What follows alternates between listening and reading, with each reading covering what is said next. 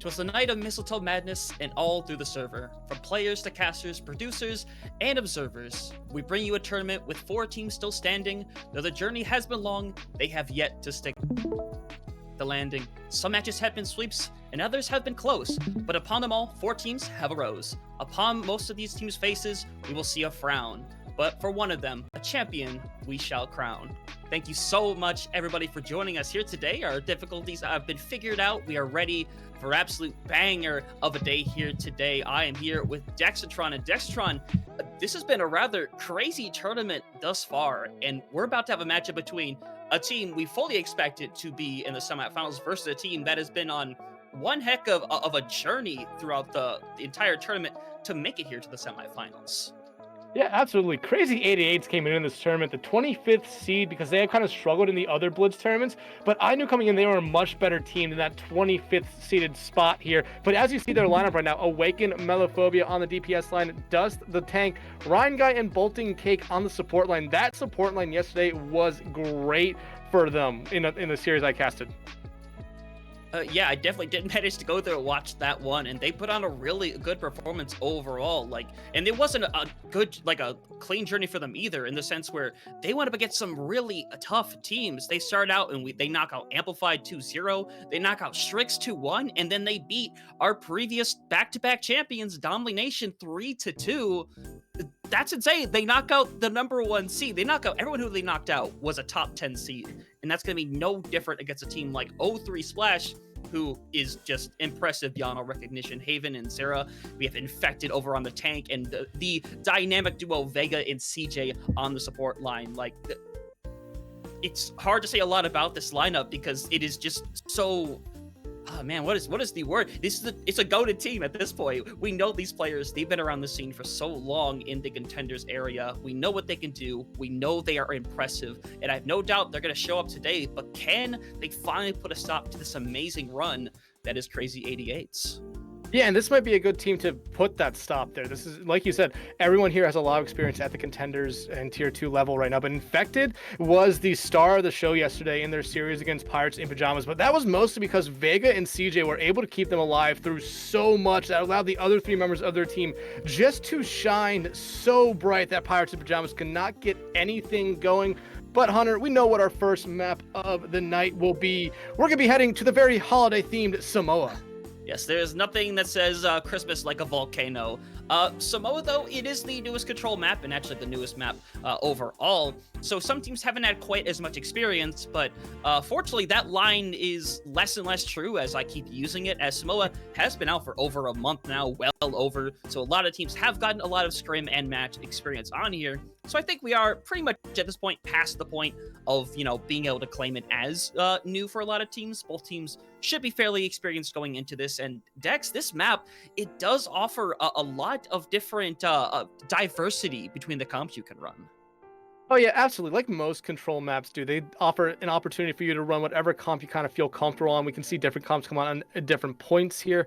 But I feel like we're still seeing a very good sort of brawl potential coming out here, especially with the Ramacha, which is a player that, or a character that Infected played yesterday to perfection and almost kind of shut down Pirates in Pajamas tanks for the most part when they were running the Ramatra here. But I'm not saying we're going to see Ramatra every point. I did see a decent amount of ball, a decent amount of Doomfist yesterday come out on certain points throughout the series. But, I really do expect brawl at the moment. I don't think the dive's going to fully come in just yet.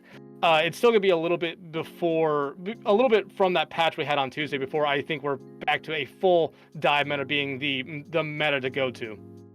Yeah, exactly. That patch did deliver a lot of things. And that did include that little buff to Ramatra as well, so that creates a little bit more of an incentive to bring them in. But I do think you are completely right. Brawl is still the way to go. A lot of the teams are still running that Sigma style, but I actually have been very happy to see the Doomfist come out here and there. I haven't been so happy about seeing it in scrims, but I am more than happy to see it in a match like this. And honestly, that's what I'm looking forward to.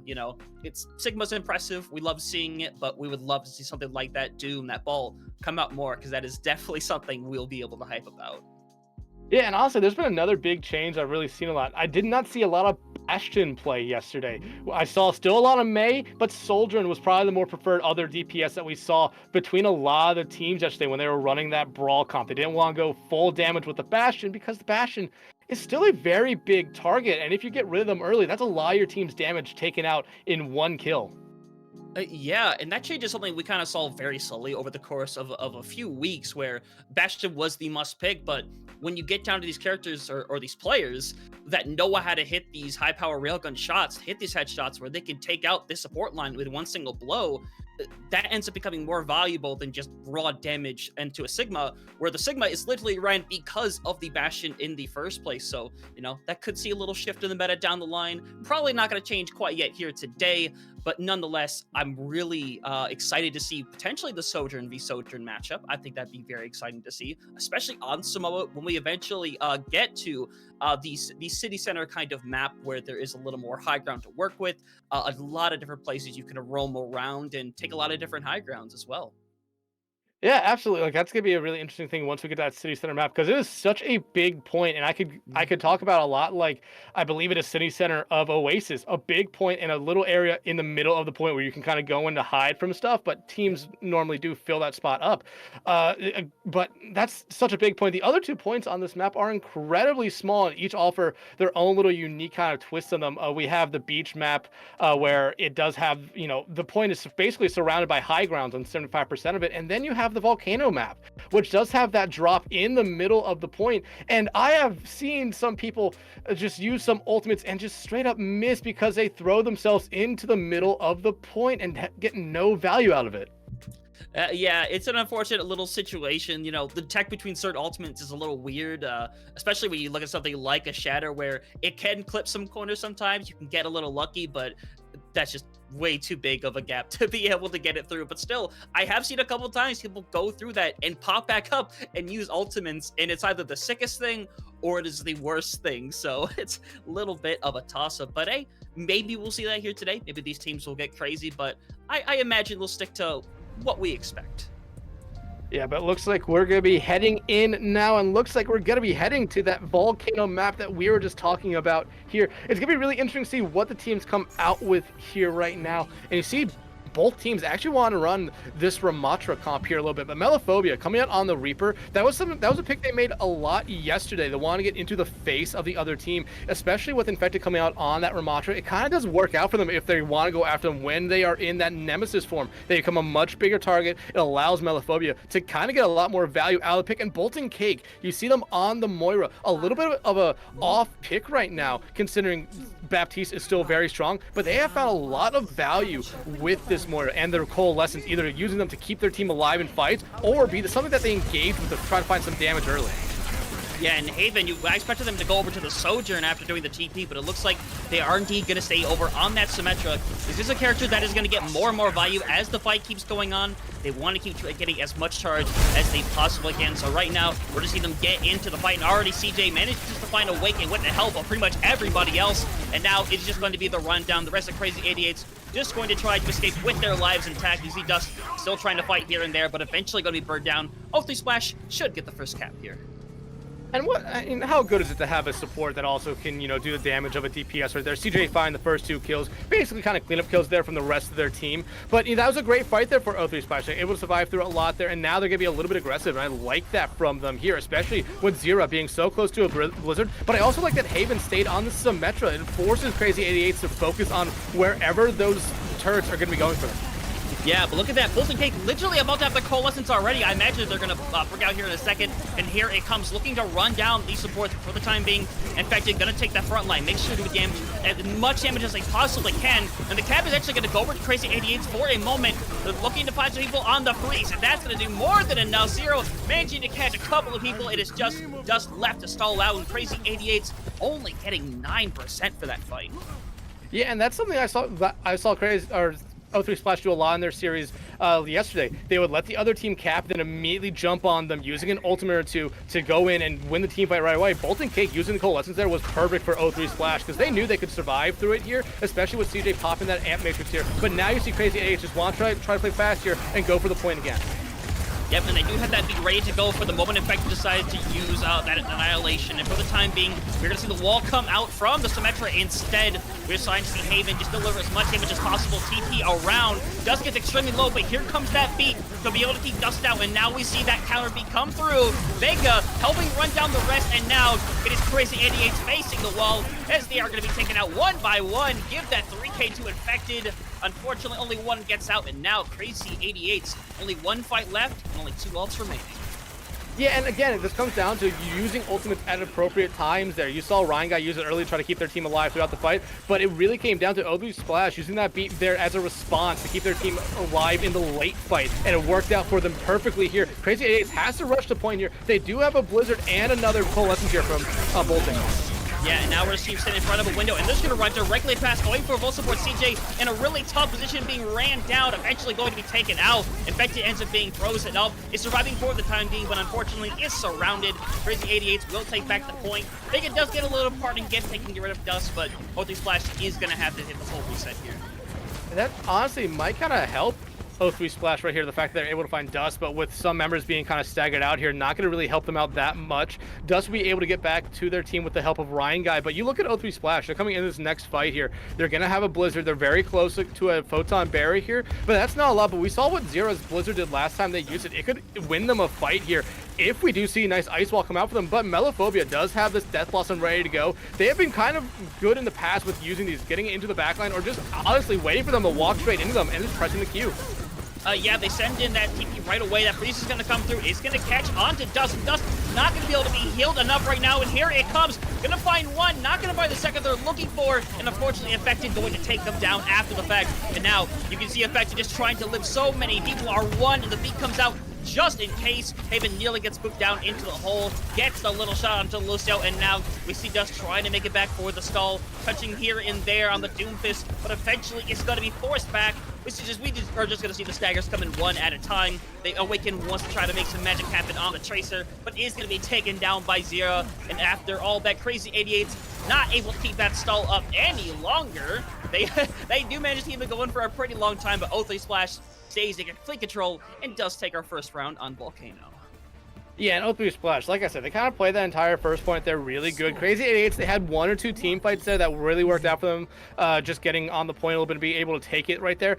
But they won 1 team fight against O3 Splash. They need to be able to build off of that there. They almost won 2 team fights, but O3 Splash kind of played it really good there, especially with how they use the TPs there to really get them into that backline. They found a lot of success with that here. You see them getting off the Symmetra now, and honestly, that kind of makes sense when you go over to this map. The Symmetra, I don't think, finds the same amount of value here, even though I feel like you could place the turrets on that little walkway toward on the point there to just, you know, force Crazy 88s to try to get rid of them and get their attention off them here for a moment. But really no big swaps coming out here from Crazy 88s. I would kind of expect to see something. I don't think Melo really found the value they were looking for there on that first point with the Reaper, but they're sticking with it here again, and they might have a little bit more value this map with the Symmetra going over to the Soldier.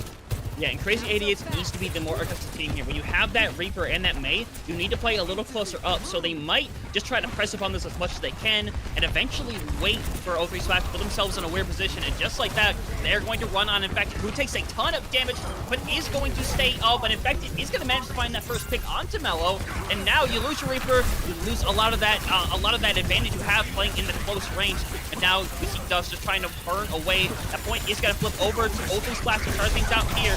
Dust just trying to keep us alive. He had a couple members low, but right now just cannot find that final blow to be able to take somebody down. And is eventually going to be thrown down. The rest of O3 Splash sticking together very well, not really splitting up from each other, and they will take that first fight.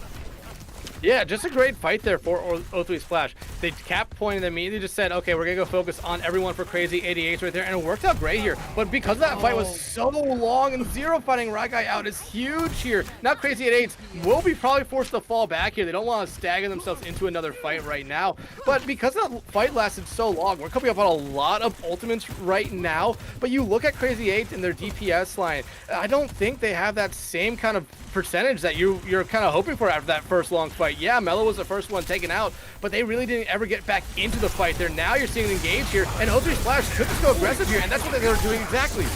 Yeah, Crazy Idiots has to use that beat just to be able to stay alive for the time being. Infected trying to stay up, who gets the Immortality Field at the end, and that freeze gonna be thrown right on top of Dust. And now you see the rest of Crazy 88 just trying to do what they can, potentially win this fight. But now you have 2 down. You need to hit the reset button because you have to set up for what will likely be their final fight. And Bolting Cake there, using the Coalescence, I don't think that was the right play there. It was already kind of a lost fight once you lost Dust there. And now O3 Splash getting very aggressive, finding Bolting Cake out early again, but Mello will be able to trade it out. Yeah, Vega being down is going to be kind of a bad situation, but make that 2. That's even worse of a situation. So now you have the opportunity to take this fight if you really want to. So they're going to push up 80-something% on the line. It is now a 3v3. Window going to come out over on the side of CJ. CJ not able to find anything, but it's still a back and forth. And in fact, we're going to see the commit come through for Vega and Infected. They're trying to come together. And it's Haven who has found 2 of their own. Looking for a third. Going to slide out of that freeze. And just like that, it is just Mello on the point. Going to rip that Death Blossom, but not going to find anybody. Crazy 88s, nobody left to make it back to the point. O3 Splash, dominate here on Beach, and go up 1-0. Yeah, and a great map overall there for O3 Splash. And like I said, kind of going into this map here, I don't think Mello on the Reaper was the right choice, so they did find a lot of value there. And you saw them have that Death Blossom there at the end of the map. That was the only Death Blossom they got that entire round. It seemed like every time they walked in to try to do anything, they were immediately taken out there. Infected again, just being able to apply so much pressure onto Crazy 88, just like they were able to do it yesterday, has been the biggest thing here for O3 Splash. It allows the rest of their team to have a lot of freedom to kind of move around, knowing they're not really gonna get shot at. Yeah, like there's a reason why we don't see Reaper very much in the meta, like played at that tier 2 and eventually, you know, before tier 1 meta, because it is a lot of damage. That ultimate can do a lot, but unfortunately, it's something that's easier to zone out. I wish Reaper would get more value because Reaper is a really cool character. Unfortunately, just it hasn't been the situation, and I don't think it's going to be the situation anytime soon. But I do like the cojones to go in and try to run the Reaper, try to make it work. Had a couple of fine moments, but unfortunately, I think you have to run something different against O3 Splash if you want to have a chance in this fight.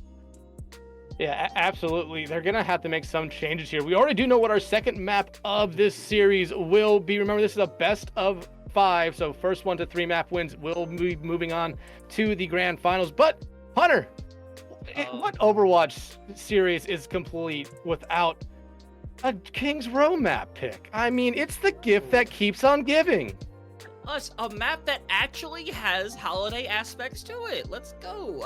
We would normally we already kind of made the joke about King's Row, but I actually am really happy to see it here. And as a matter of fact, I think that if Crazy 88s really wanted to stick to like the basis of what they were running, King's Row is definitely the place they want to go to if they wanted to really, really force the Reaper, which I think they still might. This is probably the best map pick you could have had for Hybrid to be able to run it. I'm just still a little concerned that it might not work, and I think that O3 Splash might be expecting it as well.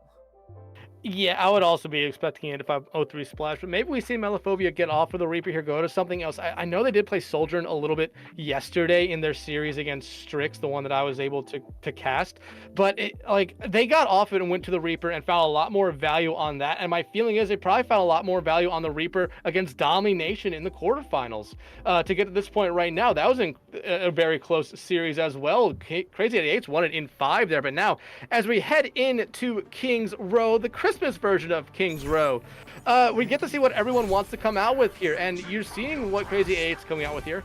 Really no changes other than Ryan Guy right now teasing us with the Life Weaver. Dust kind of undecisive on what tank they want to play. My feeling is they might be trying to come out with the Reinhardt here and just trying to get up onto that high ground. But Mello on the Widow right now, probably gonna be one shot and then swap off. That's where you have Ryan Guy on the Life Weaver, so you make that a little bit faster. But O3 Splash making no changes because they really don't have to. They looked really good on that first map of Samoa. It's up to Crazy 88s now to shut down this comp that O3 Splash is playing and force them to get off of it, so we can kind of see what else O3 Splash kind of has in the bag. Yeah, and honestly, the biggest threat on the side of O3 Splash, all to considered, is going to be Haven, because Haven is going to be the one person who's going to be able to maneuver out through these high grounds with ease. Yeah, yes, you can see the same thing from someone like CJ, but I really think that you have to take Haven off of this higher area. Mello gonna go back over to the Reaper, so now this is gonna be a tough situation where they're gonna likely have to try to run this down in a 5v4 or do a full rotation just to make sure Haven gets off of that high ground. But for the time being, you see that already. That TP comes through. Haven already forced over to that first position over on the side. You're gonna see the engagement start to come through here. Eventually booped off Haven in a tough situation. going to get the healing just in time to be able to stay up. And now, in this situation, the first one gonna go down is Mellow. And with that, you lose all of your DPS presence. The rest of Crazy 88s just have to back up. And losing Bolting Cake there is not how you want to have this go. Haven picking up 3. Infected will pick up the 4th one right there. Oh, no. And Fine Guy just stuck in a corner. Cannot escape the wrath there of Infected. A great first fight there for O3 Splash, but if you are Crazy 88s, you need to come up with something different here. Look at Melophobia going back over to the Widow for one shot, then back to the Reaper. I don't know what the value in that was. Maybe they're trying to find the one headshot there potentially because O3 Splash was playing very aggressively, but they didn't find it there. They lost a little bit of that ult charge already. Yeah, but we are getting close to that close already, but the freeze is online already for Zero, and now you managed to get Ryan Guy out the gate here. Zero now finding the second onto Awaken. The rest of Crazy 88s, again, you just need to reset for this next fight, and you need to be decisive on what you want to do because it feels like they have committed to that, and half of them got caught in the freeze, and half of them were just in a room where they could do nothing to support the others. Yeah, and I love O3 Splash that fight there. Only use the Blizzard, that was all they needed to do. Now look at it, they have 4 ultimates right now. The Annihilation and the Overclock can easily win a team fight on its own here, so if they cycle through these smart, they can just hold on to these ultimates forever. Crazy 88, so you have both your support ultimates, you're coming up on a Blizzard here, you have to use them sometimes, but Haven, get a shutdown already. Yeah, and this fight is as good as done already. You can start to see Haven try to do something, and Haven is gonna manage to get bolting, and now Dust have hit with the reset button. This is a really unfortunate situation for Crazy 88s. They are gonna have some good ultimates coming up though, but O3 Splash is just doing so good on this ult rotation. Yeah, and O3 Splash, I mean, you're coming up with Crazy 88s having the Annihilation and having that Blizzard. You have an Annihilation of your own to kind of force back any kind of follow-up here from Crazy 88s, but you also have a beat of your own to kind of survive you through the Annihilation. We saw it last map with Samoa, where Crazy 88s engaged with the Annihilation and the beat, and the O3 Splash responded with their own a little bit later and ended up winning the fight because of it. Yeah, I like that aggressive beat to start things out here. You really want to open up this fight. Freeze is going to come online. They're going to lose multiple people. A lot of people are frozen, but that's the problem. The healing is still there for O3 Splash to Infected. Doesn't even go down, and Crazy 88s, once again, they invest, and it does not work out. And part of me felt like Dust needed to invest that Annihilation in that last fight there. They had both both the supports right there in front of them. They were walled off by their own Mei there, but that could have helped them out. If they popped that Annihilation, you will also probably been able to find Infected because of the Blizzard coming out there from Awaken. Now, your Crazy 88s, you're holding on to 2 big ultimates right now. You need to be able to find some value here because this could potentially be your last fight with some ultimates.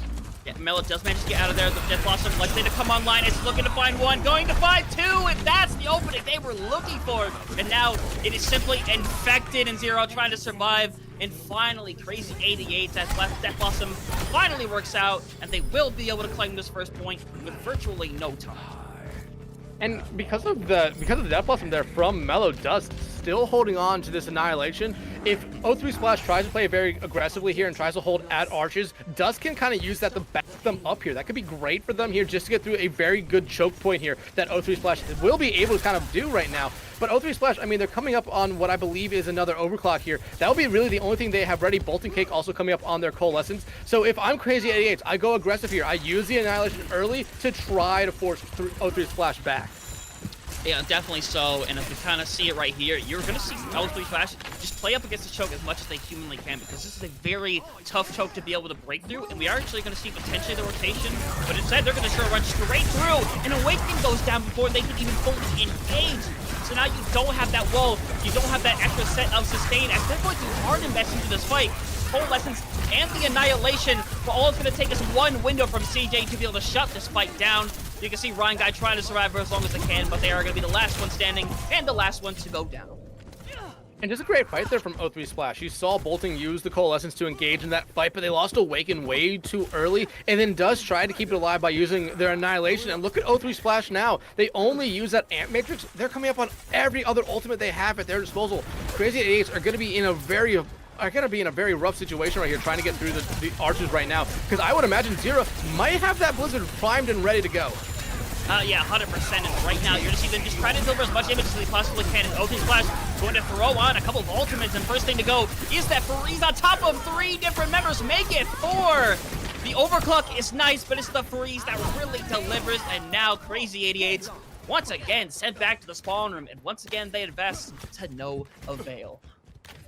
Yeah, and a minute right now for Crazy 88's O3 Splash, only using 2 of their ultimates there. And I believe CJ close to another Ant Matrix here, so they're in a very good spot right now. But again, Infected holding on to this Annihilation, they really don't need to use it until final fight territory if they really want to. But Awake coming up with that Blizzard, they might use it here very early if they want to try to get something going. Yeah, Haven already getting one, and just like that, it's just Infected running down the rest of everybody else. Crazy 88, again, just need to take the quick test. They're only going to have one more chance to really reset here. And Crazy 88, they do have a lot coming up for this final fight. They do, yeah, they absolutely do, but you have to walk through the Ant Matrix that CJ is going to probably put down here. And with how Haven has been playing so far with these railgun shots, it might be deadly for them, but Crazy 88, they need to play fast here. Bolton Cake has normally been the first one to engage, is exactly what they're doing here. Yeah, and they try to go for that early window, and it does not pay off. That's going to be 2. Dust going to get a 3rd. Just looking for that little 5K, but Mellow is going to manage to take it away. A nice little stall for Infects to Crazy 88s. They win the fight, but they're still going to have to win 1, maybe even potentially 2 more fights to be able to get to the second point. It's going to probably have to be 2 here. O3 Splash can play fast here and a little bit aggressive, knowing they have a Blizzard and a Beat. And Crazy 88 is only going to have this Annihilation that Dust just built up here. Ryan Guy, if they survive through a little bit of this first fight, if they survive through the early part of this next engagement here from O3 Splash, will probably be able to build to a Beat of their own, which could sustain them a little bit here. But you're looking for an early pick if you're Crazy 88s. If you lose the team member here first, it's going to be hard for them to get anything going. Yeah, Dust going to get mega aggressive as well. That Free's going to come online, looking to find somebody, but in fact, it ended up finding nobody, and now Dust, in with the Annihilation, ends up losing it very quickly, and in fact has very little health to work with. And now, Boldly Splash has the choice to be able to invest in the 4v5. They still have that Beat if they really want to use it, and Vega is going to die without using it. Now Crazy 88's just left to run down the remaining members of Boldly Splash. The Immortality Field going to come online to keep them alive temporarily. Just try to throw as much healing as you possibly can into Infected, and it's working out as Haven is coming with 1. And here it comes, the Annihilation from Infected, as well as that Overclock from Haven, who has found 2, looking for a 3rd to help close things out here. And the Beat on top, and a little bit of victory, as we just have Ryan Guy trying to survive on the point, but O3 Splash managed to get the ultimates online and managed to make that fight theirs. A great play there from O3 Splash to kind of get everything going there. I thought Crazy 88, when they got that first pick there, it was really going to allow them to kind of just continue going on, pick off every member of O3 Splash one by one and cap that second point there. And I thought they were going to do that, especially after we saw the Blizzard come out from 0 and really not find any value. So it was great to see O3 Splash come right back in after that Blizzard sort of missed and was able to come back. They built up ultimates really quickly throughout that entire fight. Infected and CJ and Vega able to do so much to keep their team alive through it. You did see Vega come back in very late there to use that Beat. That kind of sealed the deal for them there, stopping Crazy 88 before they capped point B here on Kings Row. But now we head over to defense. You see Crazy 88s come back out with the same thing again here. It's gonna be really interesting. Again, I'm looking at Melophobia here. They were a big spark plug for their team that last round, able to get something going with their Death Blossoms. But after that, I don't really think they found a lot of value. They weren't pressuring out people as much as they were probably looking for here, but they did help their team out. So I'm looking for them to be another big piece for them this round. But look at O3 Splash. They're coming back out with that Bastion at the moment. They still have about 15 seconds right here, so they could go back over to the Sojourn, which Haven has looked incredibly great on so far. 100%, but it also wouldn't really surprise me to see the Bastion. It is a lot of damage, and especially someone like Melophobia, who has managed to put in a good amount of work. We're going to see Crazy 88 really try to hold on to a choke for as long as they can with all of that raw damage. That's going to be increasingly tough to do with Haven over on this Bastion, and here we go out the gate. Both walls coming through, both getting dropped almost instantaneously. All this damage from Infected and from Haven, eventually going to take down Awaken to start things out here. Bolting going to have to try to escape if they can, and Dust getting extremely low. Going to need that healing to be able to stay up, but for O3 Splash, it's just another day at the office, because they're going to clean up that fight quickly, and they're going to cap this and have well over 5 minutes in the time bank. Yeah, and sometimes, you know, O3 Splash won that fight there because their supporters are able to just keep everyone supported. Crazy 88s, they come out with this Lucio and Moira here, who, I mean, they've been doing great on it, but they just don't have that survivability or that support there to keep, or the burst healing to kind of keep up their team like O3 Splash does. Now you see them coming right back in, trying to hold Archers, but you already lose 2 members. Yeah, and that is devastating. Again, you need to take the reset, go back. You managed to get that pick onto Haven, which is going to get you closer to your ultimate. But Crazy 88s still have nothing online in the terms of ultimates, and CJ has that window online already. Yeah, and right now, like you said, still over 5 minutes on the clock for O3 Splash. They can give up a couple fights here. They can build ultimates right now, have all 5, and then go in. But that allows Crazy 88 to build some momentum back of their own. Dust and Bolting about to come up with their ultimates right here. They need to be able to find some value with them here, especially as you see O3 Splash here playing aggressive, which is what you want to see from a team here on Kings Row. Yeah, you want to make them force as many cooldowns as you can out to take space. And Haven actually is going to go down first. I'm not sure what was cooking in the kitchen there, but Vega is going to come back onto Malephobia. And now we see that investment come through from Infected. And in fact, Dust went for it too, but Dust not going to find the same value. And now you can kind of see the supports trying to escape with their lives awakened, trying to stall things out for as much as they possibly can. And now Dust going to head over to that Doomfist. We're entering desperation territory for Crazy 88s.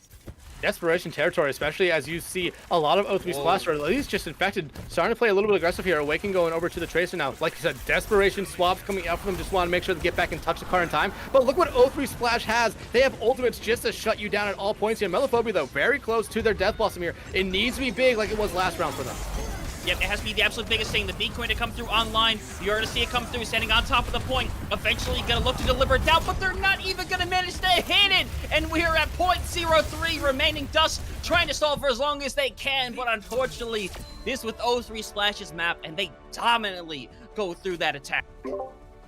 Yeah, and honestly, like Crazy 88s, you have to give them some credit. They were able to get almost to that second point there, but O3 Splash, it seemed like anytime Crazy 88s really won a fight, they were being smart about it. They weren't investing a lot of ultimates into it, always holding on to them. It always seemed like at any point throughout this map right here, that O3 Splash always had that ult economy advantage, and just their team, they were able to find so many early picks that helped them in that early fight, and then really helped them end the fights pretty fast there. O3 Splash, though, looking dominant right now. Crazy 88, though, as we head into our first break here in the series, really need to make some changes right now. Swap something up, because what's going on right now with them, it's just not working. No, it's not working, and it really has to. You're at a point where your back is against the wall. This is not double elimination. This is it. You lose one more map, and you are out in the semifinals. And while that is nothing to be ashamed of, this is not the place you want to end your journey. So we'll be on Flashpoint after the break, and we'll see if Crazy 88s can, well, make some crazy things happen. But for now, we'll see you here in a few minutes.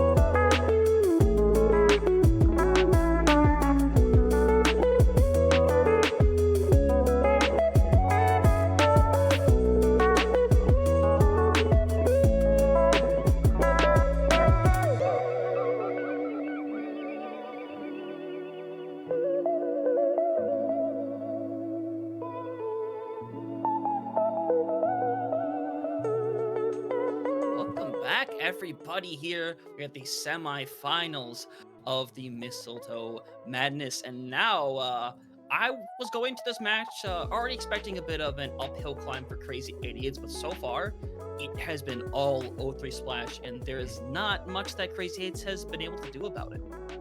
Yeah, that uphill climb that you're talking about is almost becoming a cliff at this point for them. While they have been able to win fights, we kind of talked about this during the break. They've been able to win fights, but they had to invest so many ultimates into those fights to win them. They haven't really won that dry fight yet at the start of rounds. It's always been O3 Splash to kind of get the first step ahead with everything so far. Yeah, exactly. And I'm kind of worried at this point what they kind of have to do, because I think they are likely going to stick to what they've been trying to run, because it is just what you have practiced the most. I know, like, as a viewer and sometimes even as a caster, you could look and say in hindsight, like, oh, they should have ran this, they should have done that. But when you have somebody who's been coaching you, or just a team who is just practiced in their ways, it's almost more beneficial to just stick with it than try something that you're not practicing, something that you're not going to be able to coordinate as well. Yeah, absolutely. But now, as we head into our third and what could potentially be final map of the series here of New Junk City, so we go from the winter of Kings Road to the summer of New Junk City, which actually is Christmas appropriate since it is summer for them right now. I believe. I could be dead wrong with that. All right, I remember stuff. I remember. No. Let's go. But hey, we head into New Junk City. Normally we see a lot of Saravasa, but I've started to see New Junk City actually get a little bit of an uptick here in being picked. Teams like to pick because they really feel like the other team doesn't practice it that often or play it that often in these serious sort of games that we're seeing right now. Yeah, I'm a big New Junk City fan. As a matter of fact, I'm not big on Saravasa, not because it's a bad map, but because, as you said, everybody picked Saravasa for a very long time. Matches, scrims, it wasn't particularly fun after a while, so seeing New Junk City is a breath of fresh air. And compared to what we've seen Crazy Idiots try to run, I do think this is above and beyond the better choice for them, especially if they try to go back to that Reaper-style composition, which, as I said earlier, I think it is just kind of best for them to stick with it. But if you're going to stick with it, you have to be more aggressive. You have to be the team that runs up in the face of Crazy or of O3 Splash and makes it happen. But I don't know. I might be eating my words a little bit here. That's a bit of a shakeup, isn't it?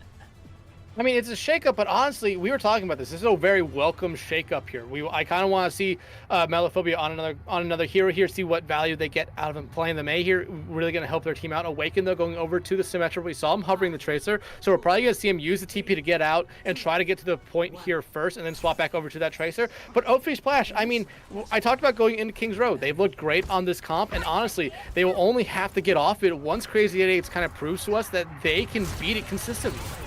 Yep, and here Crazy 88's having Awaken over on that Tracer. Hey, already a little bit of a payoff right there. Melophobia managing to find Haven to start things out here. That wall going to hold them off momentarily, but all they're going to do is just try to keep out-rotating them. You see the wall to try to cut them off, and we are literally at the merry-go-round right now. Crazy 88's just trying to catch up, but this might be one of those Looney Tunes moments where you need to like loop around to try to catch them, but that is going to buy more than enough time eventually to get their fifth back. You can see Dirt is trying to run it down a little bit, sustaining so much damage, trying to be kept up, whole team doing the best that they possibly can. Haven taking over that high ground just to be able to take away some space, and unfortunately for Melo, who tries to escape, unfortunately is going to be collapsed in on. While Crazy 88s do manage to find that first cap, it is just simply a matter of time until O3 Splash clean things up and take it for themselves. Daft Punk's Around the World is finally stopped right now, as you saw Crazy 8 go to point right there, and that was honestly what I was kind of waiting for it there. Whichever team made that first move there to go to point, I felt like was gonna, end up capping the point first, but end up losing the fight, because high ground is such a key thing here in any game of Overwatch. But O3 Splash had that high ground. You saw Haven get up onto that high ground as well with the slide and found a couple picks early with it, or got a lot of damage off and turned it into a lot of picks, and now they're being very aggressive. I like this from O3 Splash. I do, and that beat's gonna come online just enough to save Infected, but it doesn't even keep them up throughout all of that damage that Crazy 88s was able to give. And now they're in a 5v4 situation. This is very winnable for them with Infected gone. And honestly, they might be better to simply go and cap this point and make sure they have it, make sure they can stop the percentage. But we see a little bit of stall. As a matter of fact, we see that stall coming through from Zero. Try to survive on the point for as long as they can. Haven gets down to 1, literally 1. The stall is honestly working out amazingly so far, enough to where potentially they can come back in and try to win this fight, but the cap is going to come through. The investment is going to come through from Crazy 88 as well. As you see Infected, going to run it down, try to make the magic happen, but already losing multiple members. O3 Splash, that Annihilation might be in vain. Is Affected, just going to have to back up and reset. Yeah, but Dust used their Annihilation as well, and it forced O3 Splash back here. This is actually a really great start here for Crazy 88, even though they're down on the scoreboard right now. But that scoreboard ticks up very quickly here in Flashpoint. O3 Splash, though, going to come back with an Overclock and a Blizzard here. Those are two ultimates that could easily win them the fight right now. Watch out, though, for Awaken and their Pulse Bomb. If they're able to find a stick on someone like Vega early, you might be able to win this fight. It doesn't find anybody, but Haven will still be the first one to drop, but Infected gonna manage to get Ryan Guy to settle things out here a little bit, and Dust behind a wall in the freeze, unfortunately unable to survive there. And now we're back to the 3v3. Awaken doing absolute work in the backline in this 3v3 situation, bolting in a really bad situation, but luckily has the help of Metal right there to help them out. The freeze now online, and it's going to likely come down to this very final fight. Infected trying to survive for the point right now, busting out of that Annihilation form to be able to live for as long as humanly possible, but is just eating absolute damage from Awaken. And now with Dust coming back on that Doomfist, helping get rid of these last remaining members of O3 Splash, Crazy 88, looking like they're finally going to be able to do it. As a matter of fact, CJ decided they wanted to invest, and not only does that go to Crazy 88, but that window ends up doing absolutely nothing. Yeah, and a little bit of a misplay there from O3 Splash. Might be the first time we're actually able to talk about them here, making a mistake so far throughout this series. And you see what they're doing there. They use that Baptiste so they can go over to the Moira. Dust got off of the Doomfist there. That's how important that first point was here for them. They wanted to make sure they gave themselves a little bit of a cushion here, because now that Dust got off of the Doomfist, going back over to the Thermometer, they're down in the ult bank here. You look, Haven already has another Overclock ready, Infected close to an Annihilation, and Zero not far away from a Blizzard here. I mean, Crazy 88, yeah, they're coming up with some ults here, but O3 Splash has the scarier ones. Yeah, now we're seeing that transition come through that wall. Going to section them off for the time being, but in fact, they're just going to group back up right away. Zero finds one of their own. The cap is going to open up for O3 Splash, and Crazy 88s are in a 3 or 4 situation. So now you might be in a situation to cut your losses, but Bolting is somehow going to find Vega, and Infected is going to invest. They really don't want this fight to go over to Crazy 88, but we see Bolting trying to make something out of the situation. Vega gets extremely low, or Infected gets extremely low. The freeze coming down as well. A lot of ultras being invested by both sides. This fight is so important to everyone, but with that from Haven, that is eventually going to bring it into the favor of O3 Splash. Crazy 88 threw basically everything in the kitchen sink, and it does not work out. And a lot of ultimates, I would imagine they would love to have back. Awaken and Dust, specifically having that Annihilation and that Pulse Bomb back. I felt like the Pulse Bomb was a little bit too unnecessary there, because Infected was so low. Dust just had to pressure them out a little bit there. Bolt and Cake used their Coalescence there in a good spot. Made sure they kept Dust alive, allowed them to find Infected there, but they found nothing off of it there. Infected did such a great job keeping themselves alive and keeping Crazy 88s off the point that O3 Splash, I mean, Crazy 88's gonna have to re-engage into this, maybe trying to use some ultimate, but all they have is a Blizzard, really.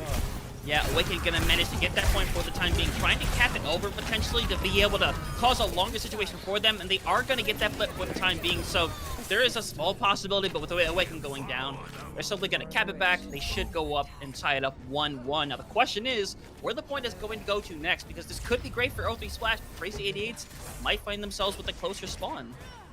Yeah, that's the thing right now. But Crazy 88s, they're coming up into this next engagement here with the Blizzard. However, Vega will be able to use the beat here to save it through, but that's worst case scenario. Yeah, unfortunate there for Crazy 88s is they're going to have to re-engage here into O3 Splash, and it looks like they're not going to try to fight them here on even ground. No, they're going to try to rush the point here and get something going fast. Yeah, the freeze comes online. It's not looking like it catches on with anybody for the time being, so just to try to survive and find somebody else. And in fact, they're going to manage to find Vega to get this fight going. Haven, though, making their way back into it, trying to wall off and get rid of Infected, who is so incredibly low. This might be a tough choice for Vega to be able to bring out the speed when they come back. But for the time being, it's looking like O3 Splash is at least going to open up the point for the time being. But now, you see Zera, who has to use the Ice Form just to be able to survive. We see that freeze come online. Dust going to be caught up in it, and is going to get very much annihilated. And now Crazy 88's gonna have to hit with the reset, because once again, they invest, and O3 Splash just happens to invest better. Yeah, I mean, the Blizzard and the beat there really saved O3 Splash. That Annihilation would have been devastating if those two characters were not there. But Crazy 88s, I mean, they're still in a good spot right now with the beat and the Coalescence. That they just have to be able to try to engage with something here. You look at O3 Splash. They have that overclock. They have the Annihilation. They have their own Coalescence here. But again, Crazy 88s need to find an early pick here if they want to get something going. Yeah, you can see that rundown, but the Coalescence going to come online from CJ to get these going here. And we see Coalescence on both sides right now. This first pick is going to be extremely important in Haven. Gonna help find the first one onto Dust, and now you can kind of see them just trying to find somebody in this chaos, but unfortunately, this damage from Oakley Splash, it's so well executed. They know how to come together on one target, and when it is safe to go into 1v1 situations. And with that, they're gonna breeze their way through their second point, and now they're only one away from locking their spot to the grand finals. Yeah, and Crazy 88s, I mean, you look at their ult economy right now, Awaken and Dust are the two closest to their ults. Well, O3 Splash, I mean, Infected still holding on to that Annihilation, and that might be able to survive them, get them through this first fight, considering Crazy 88s really has nothing that they can throw this one here. Infected might just have a free Annihilation here if they want to invest it early, knowing there's no beat. You might not even have to do any more. You get that first pick onto Mellow. Dust kind of sit away from the rest of the team for the time being, eventually just going to be drained down. And this is just not that great of a fight from Crazy 88s right now. They're still in the 3v4 situation. There's a small chance of them trying to force out this Annihilation form as the point is going to open up. We see Infected gonna get a nice couple of really good shots onto Ryan Guy, who barely manages to stay alive. But eventually, Ultra Splash is gonna start out with the point, and Awaken gonna get caught there at the end. Yeah, and because of that first pick there, Infected did not need to use the Annihilation, and look at what that does for the rest of their team. They're coming up on 3-4 ultimates at the moment. Crazy 88s, they're coming up on 3 as well, but you're gonna have to try to get something early here, and the Annihilation might just be the ticket to it. Yeah, but they throw the Coalescence on top of that as well, and it's both Annihilations going back to back, but Dust is getting significantly less healing with that Coalescence on the other side. Dust literally so close to going down, and eventually with Bolton going down, Dust is going to follow. That beat not being used, which unfortunate for that fight, but you are going to have it for this next one, especially against Zera's Freeze, which could be the nail in the coffin. Yeah, you holding on to both your support elements right now. You talked about the beat there, maybe needing to come out there for Crazy 8, but I like that they held on to it there. They realized it was a losing fight and don't invest anything else into it here. This is final fight territory for you at the moment. You need to get something going. Maybe you beat in, and that's exactly what they're doing. Yeah, but Awaken does find that counter onto Haven, so things in a 44 scenario. Dust is trying to survive, is getting all that healing from Bolting as much as they possibly can give, but Dust eventually gonna go down, gonna try to get the point touch. Awaken is going to get it, and now it's literally going to be Reinkai and Awaken against the world, trying to find somebody to get things going, trying to get back with Dust now over on that Doomfist. But they're so unbelievably low. Bolting making it back to be able to keep people up, and now the Coalescence is online. Ryan Guy trying to survive, but eventually can be found out by CJ. Infected looking to get frozen, but is somehow staying away, just barely being kept up by both of their supports. Big and CJ still on the scene, and with Dust finding one, they're looking to be able to try to pull this one back, but eventually the damage from Oakley Splash is too much, and they have secured their spot into the grand finals. And a great series here for O3 Splash. I mean, they look dominant throughout. Crazy 88s had their moments, but again, it was just, they were never able to kind of consistently build upon winning team fights here. They won the first point here on New Junk City, and I thought that was kind of a turning point for them here. But it seemed like O3 Splash, even though they kind of overinvested towards the end of that first point, they made some swaps, and they came back out a much better team here on New Junk City, one that was good enough to beat Crazy 88s and punch themselves a ticket into the grand finals. Yeah, and it's a very impressive series as well. And they've been impressive throughout the entirety of not just the series, but the entirety of the tournament. Not just that 3-0 win against Pirates in Pajamas, but now this one against a team that was really just it. You made a point at yourself. This is a strong team who made a really good run, but unfortunately, this is from everything we've seen the best team in this tournament. And unfortunately, we hit a wall like that. There are very, very few ways to get past it, and unfortunately, Crazy 88s just could not find it. Yeah, absolutely. But O3 Splash have looked great so far, like you said. Crazy 88s, they had a great run that will help them for the next Blitz tournament, maybe be a little bit of a higher seed and help them maybe get back to this point and even further on in the next one. But we're going to take a quick break right now, so stick around. I believe we might be trying to get an interview, but if not, just stick around and we'll be right back with the grand finals at some point.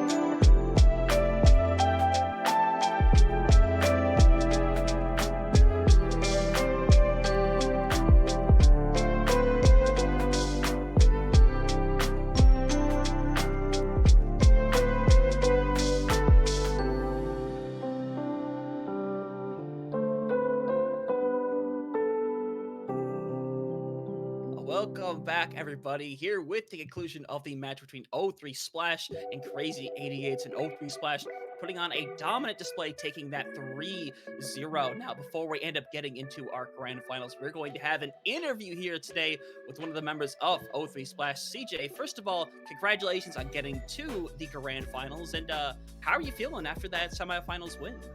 Thank you. I'm feeling fantastic. That game was pretty easy, so just excited for grand finals. Now, it seems like you and Vega on that support line are almost a match made in heaven for the rest of your team. Do you guys feel like you are one of the best support lines here in this tournament? Yes, I feel like we are the best since we've had a lot of pre-existing synergy before from contenders. So, and the only other support line would be Luke, Mino, and Lep, but I think we are better than them. So I don't think there's anything to worry about. Absolutely. But, you guys looked great throughout this entire series here, only losing fights here when Crazy 88s invested a lot of ultimates into it here. But you guys were able to do so much in the early fights, finding picks out early. Your DPS line and your tank line were so great. We talked to Infected last night. They were praising you. Do you want to give any praise to them as well? No, not really. Infected deserves no love. He requires all my resources, so therefore he doesn't deserve anything. But my DPS are amazing, and we do some really good calls about what to do with our ults. So everyone on our team is really good, except for Infected. Infected given the tank treatment. I Yeah. how it is unfortunate. But with that, you being in the grand finals, you still have one more team ready to get that spot. And as things are sitting right now, Left Right Goodnight is up 2-1, and they're honestly just about 50-60 meters away from. Oh, well, they have won apparently. We have been given the deets. They have won that, so Left Right Goodnight is going to be your opponents for the grand finals. So, do you perhaps have any words for this team before getting into this matchup, or is silence going to be the answer here? Good luck. They'll need it. Wow, there we go. You know what? I love the confidence. Some people try Love to it. be very, very kind in these interviews and be like, best of luck, you do your best. But no, you are confident. You are clearly ready to just simply take this away. Are we expecting the 4-0, CJ? Is that what we're expecting here? Maybe like a 4-1, but it should be a 4-0. Wow, Dex, that is some confidence, isn't it? Absolutely. Wow. What? Hey, but with that in mind, obviously gonna let you guys get set up, do your little pre-celebration if that's what you're gonna go for. So, congratulations and good luck in the grand finals. All right, thank you. Okay, well, Dex, wow, that is a heck of a lot of confidence. You love to see that out of a team because, as I said, I don't see that too often where a team is like, yeah, we're gonna win that, zero doubt in their minds. I mean, but that confidence is not misplaced here. They haven't dropped the map so far in this tournament. I imagine the series that we saw here against Crazy 88s has kind of been what their experience has been this entire time. Just kind of going to a map, doing what they need to do, and getting out very quickly here. They have looked great so far throughout this entire tournament. It makes sense that they're in the grand finals. Yeah, 100%, as they're going to go up against Left Right Goodnight, who just won 3-1 against Timeless Obsidian. But we're going to get that set up for y'all first, but we are going to take a quick break, make sure these teams can get some water, make sure everyone can get set up and ready to go for this grand finals matchup. So don't go anywhere. It's all going to be on the line coming up next.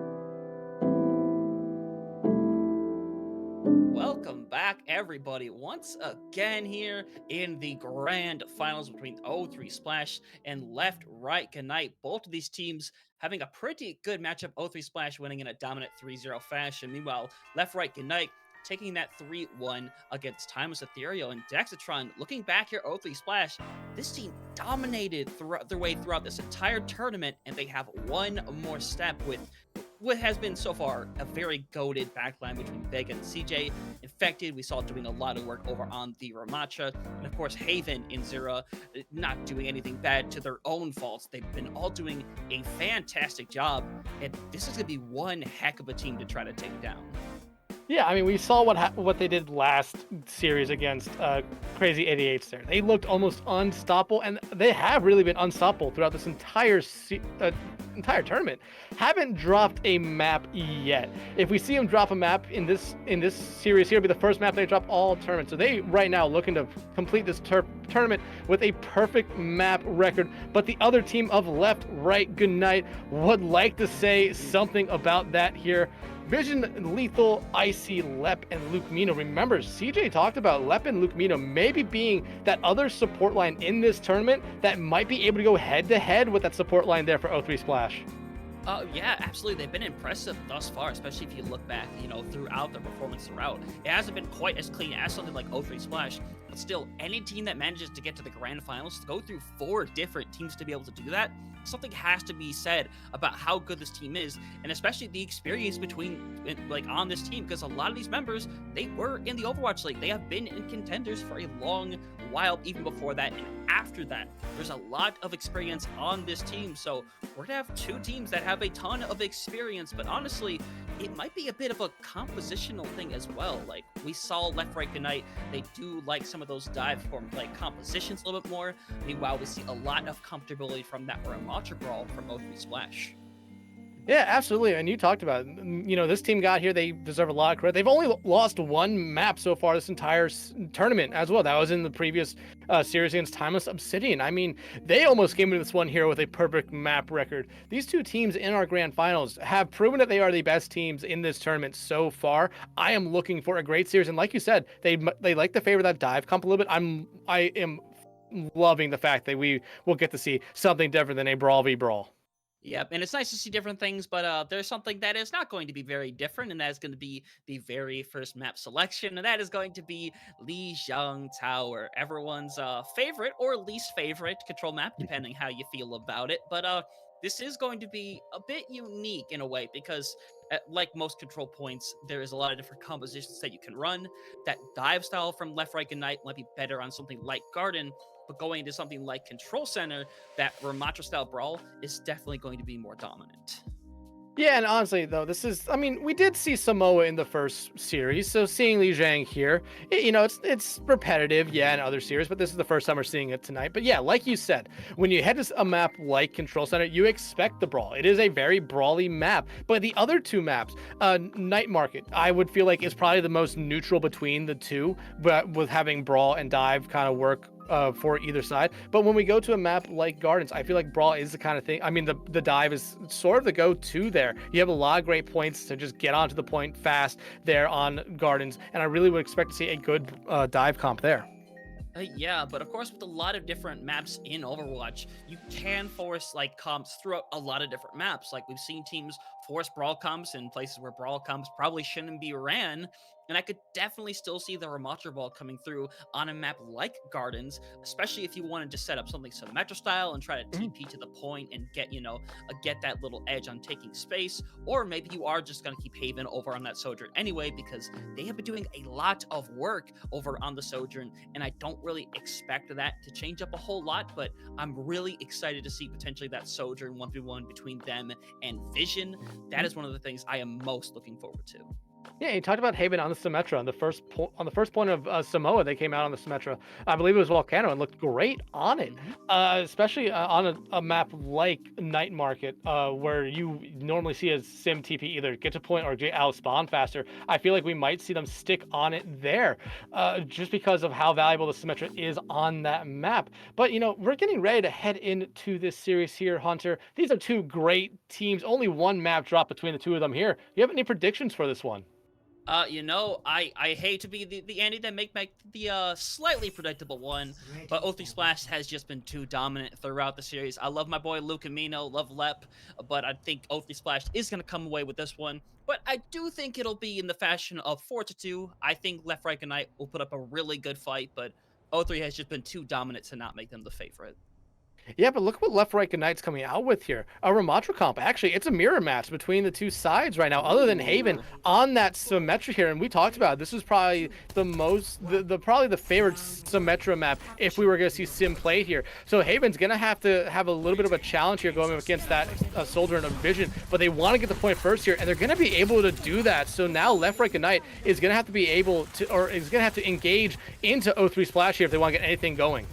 Yep, for the time being, just have to wait for their opportunity to open things up here. I see waiting for that shield to come online. It's ready to go. Make sure the turrets are nice and out of the way before they engage. Really no point in getting on there until that point finally unlocks. And there you go. You see them start taking over the ground. Both Splash in a weird situation on the outside for the time being, but making sure they stay safe is the biggest priority right now. Icy going to be out a ton of damage, but the Annihilation Form is being used by both Ramachas just to ensure that they stay up. So for the time being, O3 Splash looking to take this over, but CJ going to be taken out by Luca Mino to start things out here, and with Lep getting that kill onto Vega there, full support's going to be taken out. O3 Splash likely not going to be able to pull this one back around. You see that little bullying onto an Infected, and now Left Right Knight, their patience works out, and they will take the first fight.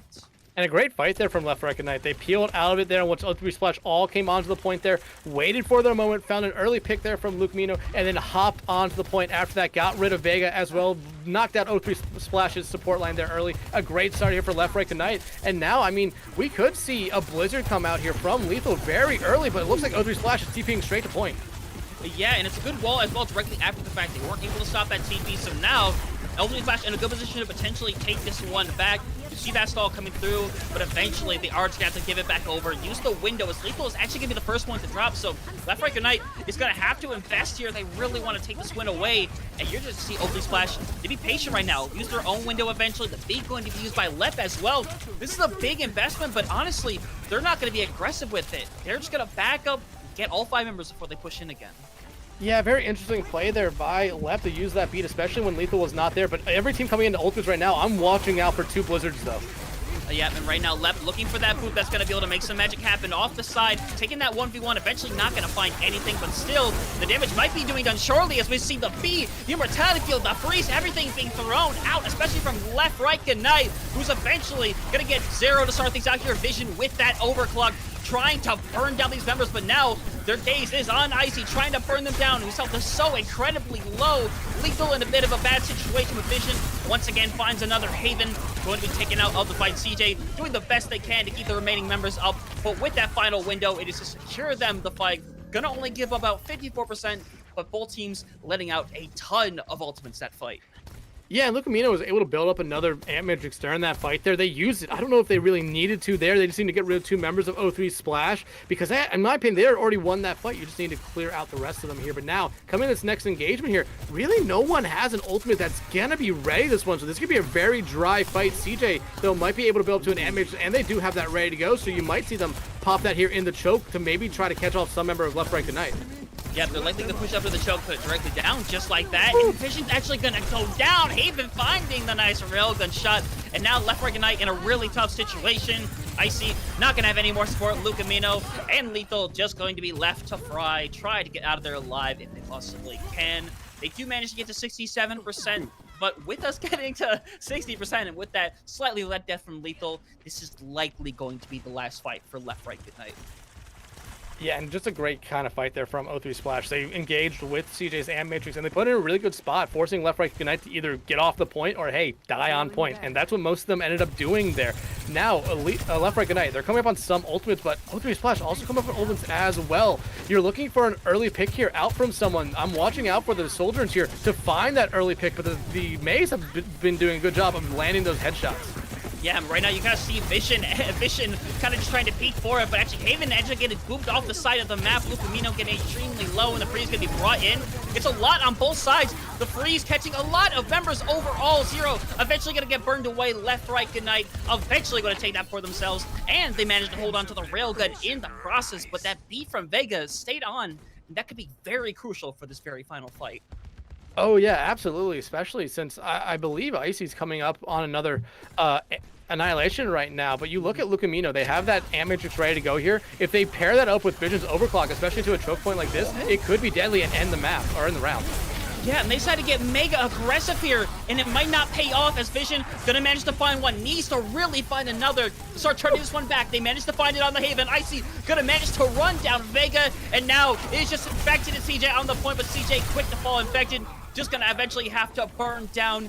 No one left from Earthly Splash to make it back to the point. Left, right, Ignite. Their patience in these fights pay off, and especially that aggression there at the very end works out, and they will take that first round.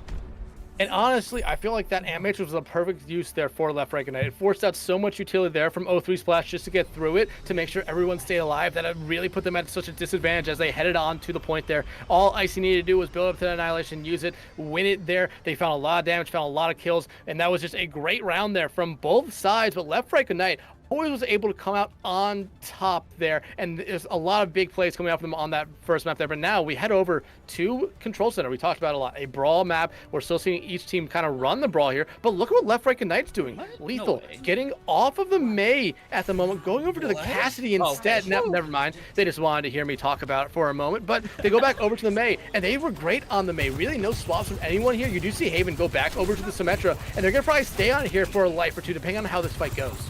Yeah, and you're seeing Left Right Ignite is pretty much going to completely avoid the White Room. They have no reason to really go in there. O3 Splash is likely just going to play there for as long as they can. But the moment that point opens up, you're likely to see the rotation from O3 Splash. And in fact, it comes out kind of early. Icy going to be given a lot of attention. Eventually, the Immortality Field going to have to be given out just to be able to keep them alive. So now they're not going to have it, but CJ's is going to be nice and ready to go whenever they want to invest it into this fight. For the time being, just trying to come together. Haven going to be the first one to fall. That wall going to section people off really nicely. Right now, there's a bit of a split from O3 Splash. Left Right Ignite is going to be able to get that first cap. And Infected going to die a slightly late death, but the same might be said for Vega as well. And just another great start here for Left Right Ignite, able to win this first fight again, and now finding Icy out early. Vega tried to escape there. Icy able to find them there. A great play here for Left Right Ignite, as now they can just hold these doors here, force O3 Splash to go through the other way to try to get the point right now. And you look at Left Right Ignite, they're coming up a couple ultimates right now. I would not be surprised to see Luke Mino immediately pop this Ant Matrix as O3 Splash engages into the hallway. Yeah, kind of waiting for O3 Splash to make that rotation. The TP is going to go on top. It's going to be used on both sides, on each other's sides as well. So it kind of flips around for a moment as Icy just getting drilled into, but with Lucamino still able to heal through the Amplification Matrix, Icy is just not going to go down for the time being. And now the Annihilation comes online. Icy is getting very deep into this. He's getting extremely low, but still Lucamino still alive to be able to keep Icy off the beat. Gonna be thrown on top as well. Now the first one to drop is gonna be Haven, Vega, and Zero falling directly after the fact. Left Right Ignite, they invest quite a bit to be able to win that fight, but it is more than worth it because now you're 50% in counting, and you still have both of your DPS ultimates. And remember what CJ said to us. They thought the only other DPS or support line that stood up to the O3 Splash support line was the support line here for Left Right Ignite. We saw Icy get incredibly low, use that Annihilation to try to keep himself alive. Left used the beat there to keep him alive. And Lucamino did a good job there just supporting them through that fight there. Now you still have a couple good ultimates right now if you're Left Right Ignite. This could potentially be ultimates here that end the round. Yeah, and that's a good wall to get these going right there. It splits them temporarily, but we're actually going to see the freeze come through from Zero, who's going to throw it down, and with that pick onto Lethal. Left Right Ignite literally was already practically backing up. They knew that fight wasn't going to be good. They made sure to let O3 Splash use 2, perhaps even 3 other ultimates, so now O3 Splash significantly less to work with here. Yeah, I mean, you're right. Left Right Ignite, notice that, but Zero able to find Vision out, and now look at what this does here to O3 Splash. They want to get aggressive. Yeah, but they use freeze directly back, and they're managed to find Haven here. Lethal manages to find one shot, gets Zero after the fact, and now looking for the third to get rid of Vega, who's extremely low, and Lethal is going crazy right now, finding 3, looking for the 4th. Left gonna help them with the assist on that one, and now it is just Infected to die on the point. Left Right Ignite going to take that, only allowing 35% to O3 Splash, and only 1 fight left to take the win. And we're kind of in the same situation that we were in Night Market here. Left Right Ignite has the Matrix and the Overclock. I would not be surprised if they try to combo them again early here, but Infected has the Annihilation ready to go. Yeah, now they have to run down. They have to find somebody because Vision has already found 2. And with that onto Infected, it is just down to CJ and Haven to make some magic happen, but neither of them going to make it to the point. Left Right Ignite, come out, give O3 Splash their first map loss, and take Lijiang Tower. And just a great performance by this team. Honestly, it seemed like they always knew what they needed to do, when to back out of fights, when to engage onto them. And you talked about it really right there on that second point here of Control Center. They noticed that O3 Splash was coming in using ultimates. They used the photon barrier and then used the Blizzard. Left Right Ignite was already backing out, knowing that that was not a fight they needed to take there. They could give up the point and still feel 100% comfortable on it. And you saw what they did right after that. They engaged back in with the Blizzard. They held on that overclock for the AM Matrix there, and it worked out to perfection. Yeah, and we even saw, like, after they end up losing one and they do that little back out, we saw the aggression come through from O3 Splash, who wanted to find more, but that ended up not paying off. That over aggression is something that Left Right Ignite took advantage of. They throw out the Blizzard, they managed to find one, force O3 Splash into a bad position, and we saw the pop up from both of Left Right Ignite's DPS. It is incredible to see what they can do. Like, we saw the pop-up from Lethal there. Vision came in at the very end with that overclock and got 2 or 3. It's incredible to see what they could do against Haven and Zero, who up until this point have been extremely dominant in their matches. So Left Right Ignite off to a really good start here. Yeah, absolutely. But we here need to take a short break to fix something, and we'll be right back with map 2 of this incredible grand final series after this short break.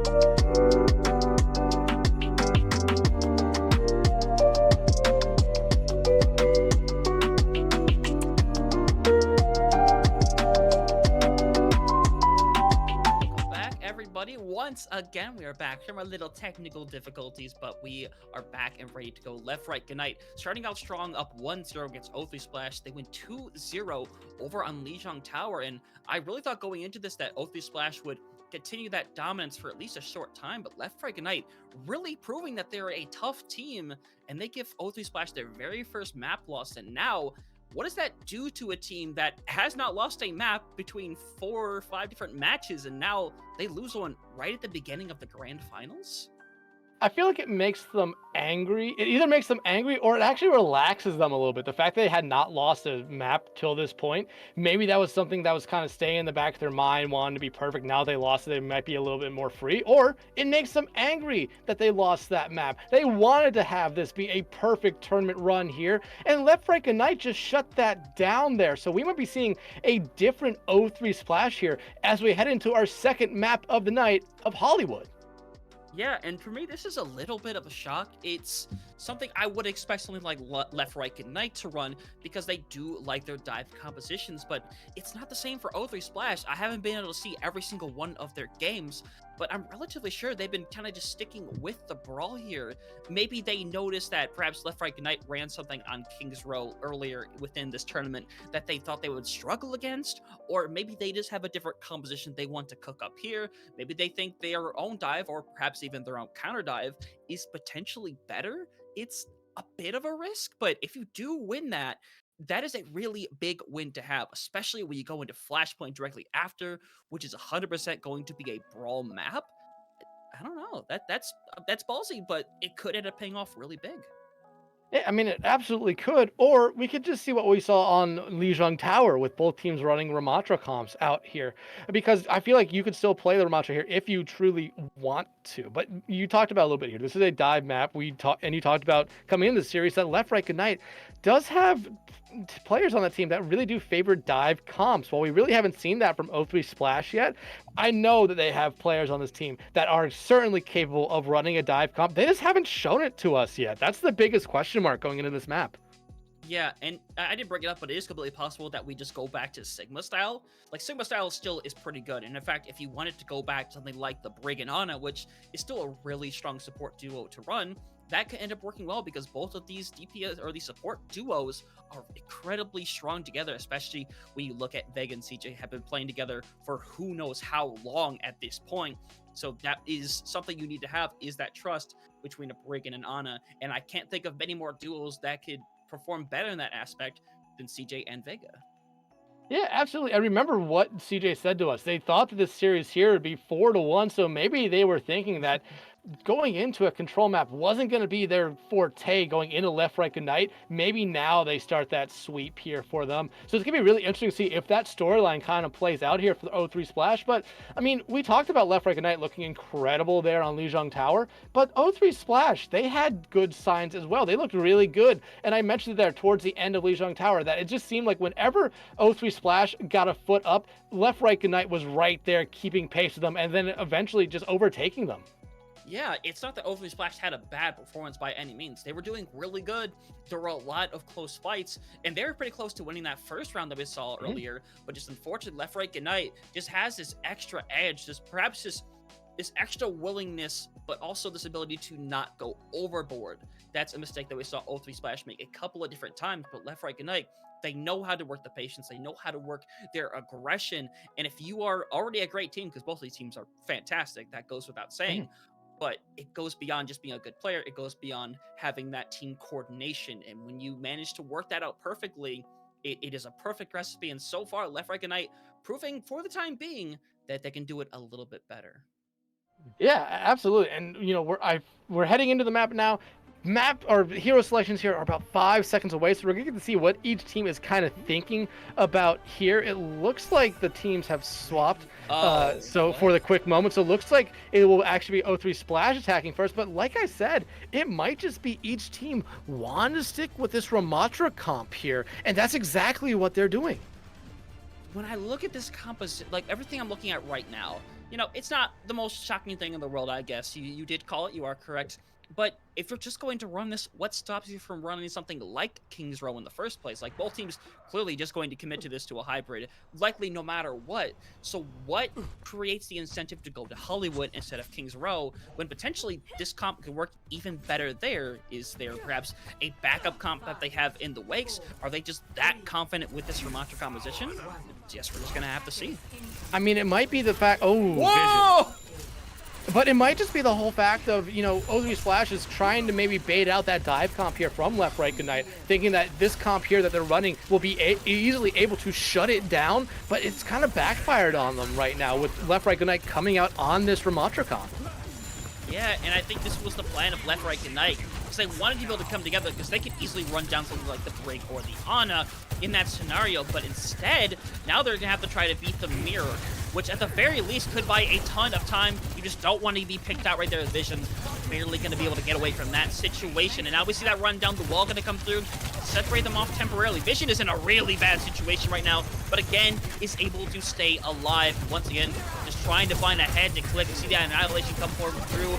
Infected trying to bring down one as the Immortality Field is forced out from both sides. Lethal going to be the first one to fall. CJ managing to find them, and now this opens the door for a quick capture for O3 Flash, who's just trying to find one more Haven, manages to find left, and now the rest of Left, Right, Ignite slowly going to fall over. O3 Splash should get a very quick cap. Yeah, and a great start here for O3 Splash. And we did see Vision get that nice opening pick, but O3 Splash, it didn't phase them. They still committed into that choke point there and just said, hey, we're still gonna go on into this fight. We know Haven's gonna come back eventually at some point, and it ended up working out from there. And look, CJ, Luke Mino already have their amateurs ready to go. And we also see the Blizzard about to be ready here for O3 Splash. So O3 Splash in a very good situation right now. But again, I'm looking for an early pick here from them that allows them to play a little bit more aggressively, because that's kind of what you want to do with this Ramattra. You want to be able to play aggressively, take space, and force the other team back.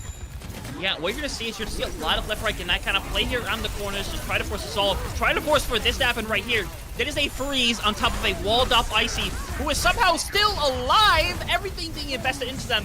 And now this is a very important fight for Left, Right, Ignite to win, but we see that counter investment, that beat, and it come through on top of CJ's amplification matrix, and it ends up working out.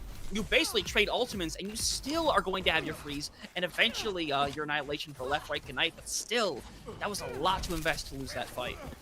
And Vision also used their overclock in that fight there. I think they got taken out the moment they pressed Q, so it was almost a worthless ultimate there. But now O3 Splash still in a very good situation right now, having that Annihilation ready to go and an overclock of their own here. Lethal, though, they have to come up clutch here with this Blizzard. Icy, though, does have Annihilation as well, but it's going to be Haven starting it off. Yeah, and that freeze is going to find absolutely nobody, and now you lost Lethal, you lost Icy. This is just a situation where you have to try to find a pick and die. That's basically what you are down to at this point. It is still a 5v3 scenario, so you're still going to see them try to find a pick, but eventually Luke Amino Vision is going to fall directly after. Lep is going to escape, so there is a small chance for them to recap or recontest. Yeah, they might be able to recontest here, but if you're O3 Splash, what's stopping you from ice walling right there and maybe just have an Infected go over there and press Q? But it looks like the ice wall's gonna do just enough. A nice boop there from Vega, and that's even better that they find Icy. Yeah, and now we're going to see everyone be picked off one by one. You see Left trying to help everybody get out, but Lethal's already in too deep. Going to try to find somebody on the way out, but only Left is going to be left to tail the tail, and now O3 Splash, all the momentum on their side right now. 4.5 minutes in the time bank. Left, Right, Ignite are finally going to start swapping these up. Did they just swap? Did they just switch?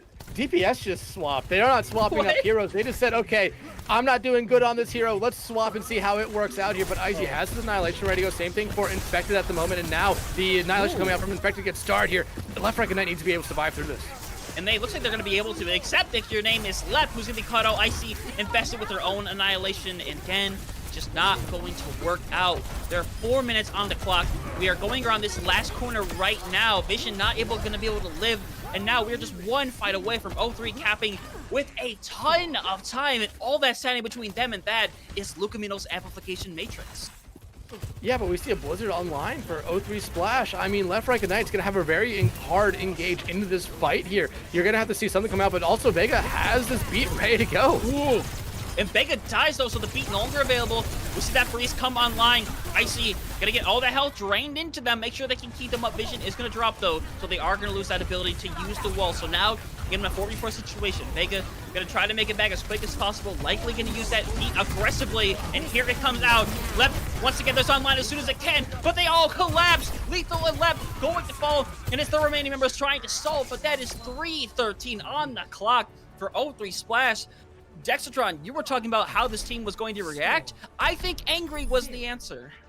Yeah, absolutely. They look like a team possessed there. I feel like some of them didn't even die that entire round there. O3 Splash, that is a response. And if you're Left, Right, Ignite, that was absolutely the worst thing that could have happened to you guys to start off here. You come to a map that Hunter, you talked about. They have people who like to play dive. This is considered to be a dive map where I would say about 2/3 of the points here. It's a dive map. But O3 Splash and Left, Right, Ignite both come out on that Ramattra comp. And O3 Splash, I feel like they just wanted to prove that saying, hey, we can run this comp better than you guys. You guys just got lucky on Lijiang Tower. And so far, that's what they're doing. And no swaps or no changes. That is honestly surprising to me, considering how Left, Right, Ignite almost found zero value with a lot of these picks on the defensive side. Maybe they're hoping on the offensive side, all the luck will be on their side, and O3 Splash will have the same type of round that Left Right Ignite did on defense. Yeah, it's going to be a really, hard battle to be able to come back and try to win this map. It is still possible entirely, but first thing and foremost, you have to be able to finish this map and finish it with time on the clock, which I know O3 Splash is not going to give over willingly. And I'm really excited to see how Left Right Ignite is going to try to make this work around the second time. Because now that they're on the attack, they get to control the tempo a little bit better. It should be in their control, so they're going to come out here, and O3 Splash going to try not to give up too much space to them. No one's going to get railed gunned down there at the start of the round, so already kind of a little bit better here for Left Right Ignite, but they have to be able to, again, find an early pick, and Lethal on this soldier might have to be the person to do it. Yeah, Vision and them did swap last round, but I don't think we really saw a lot of time for them to see if that was a good idea for the team. Nope, and that's going to be a wall up over onto Infected, but still, he's going to have the sustain to be able to stay alive very easily. So now, we're going to see that investment come through here in a moment, just waiting for a couple more cooldowns to come back online, especially that wall, which is going to be super important to work with.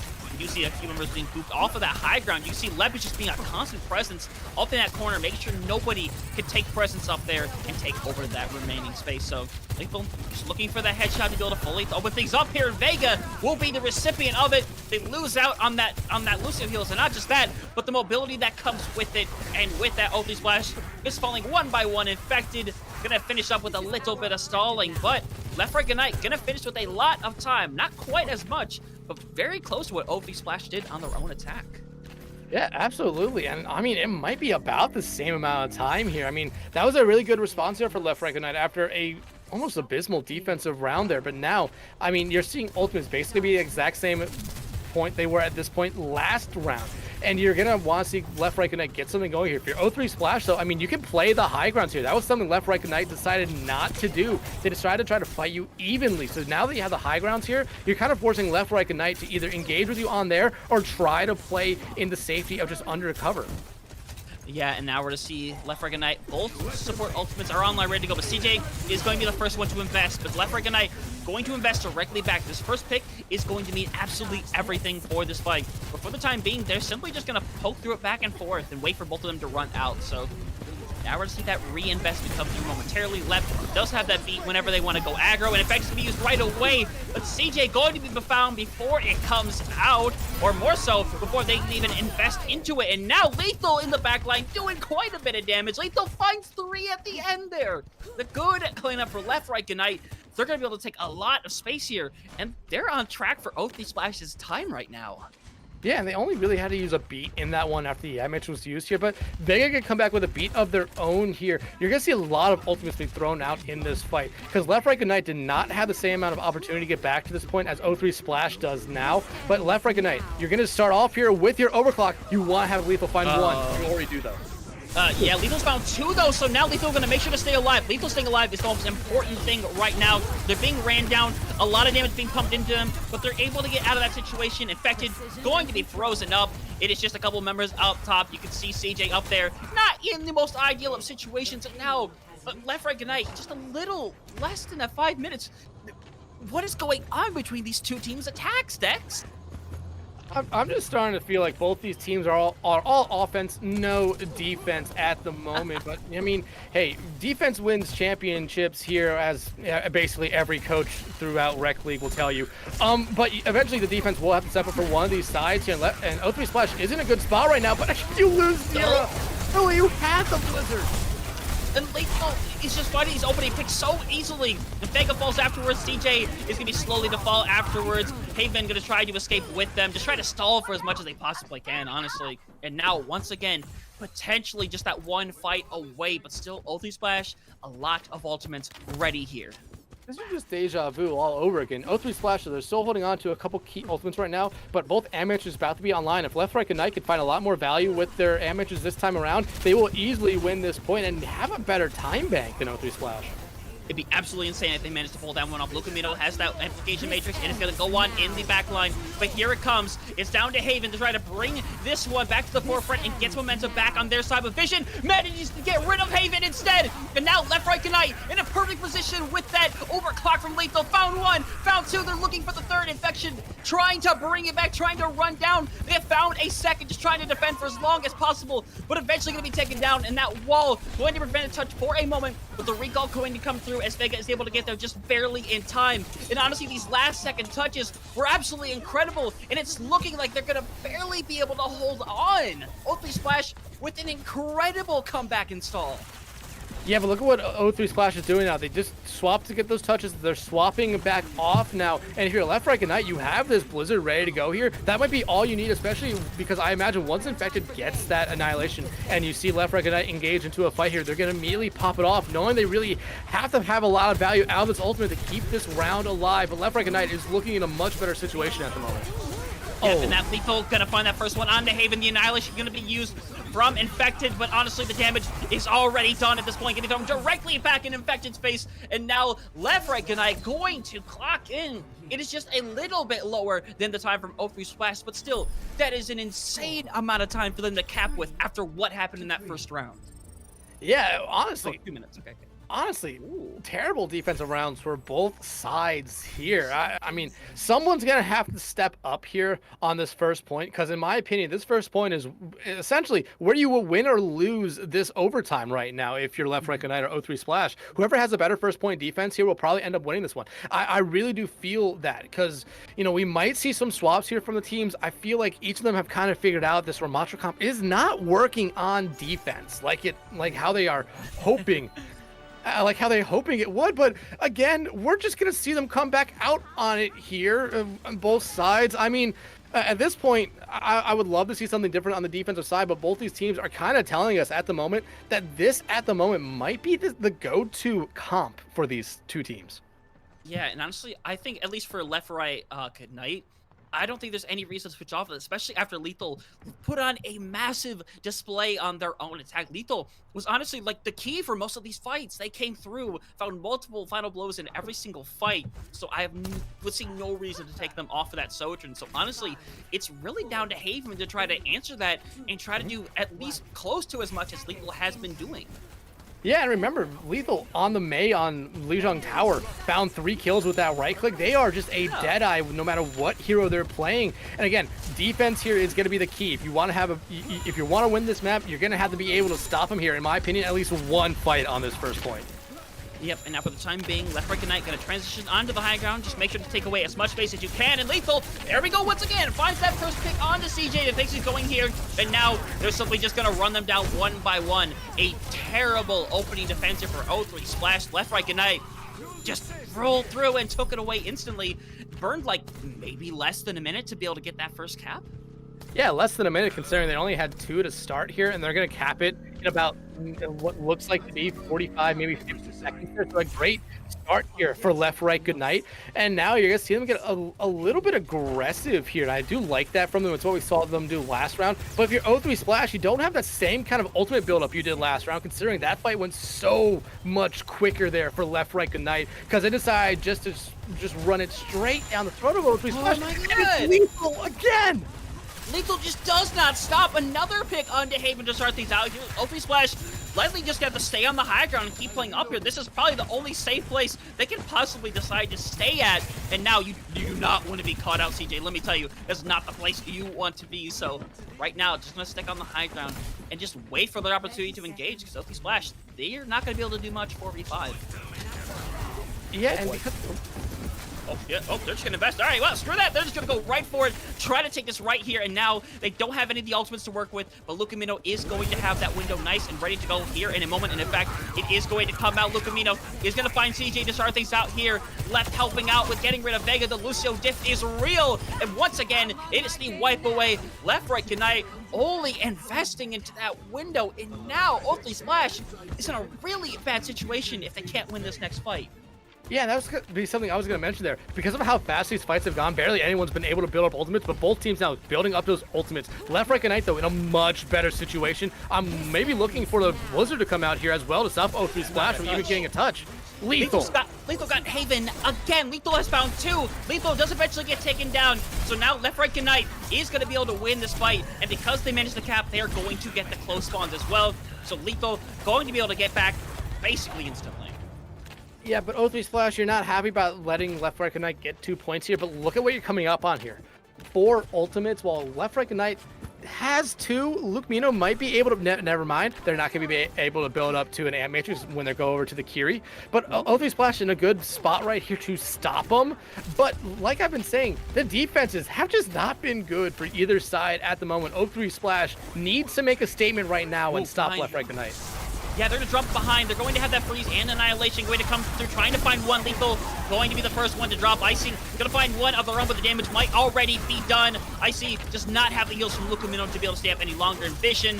Lab going to be the last one standing on the point. Try to stall for as long as they possibly can, but O3 Splash finally going to put an end to it, stopping them just after that final corner of point 3. And honestly, I know both of these teams weren't putting up good defenses, but that is a long way for Left Right Ignite to go with only 2 minutes.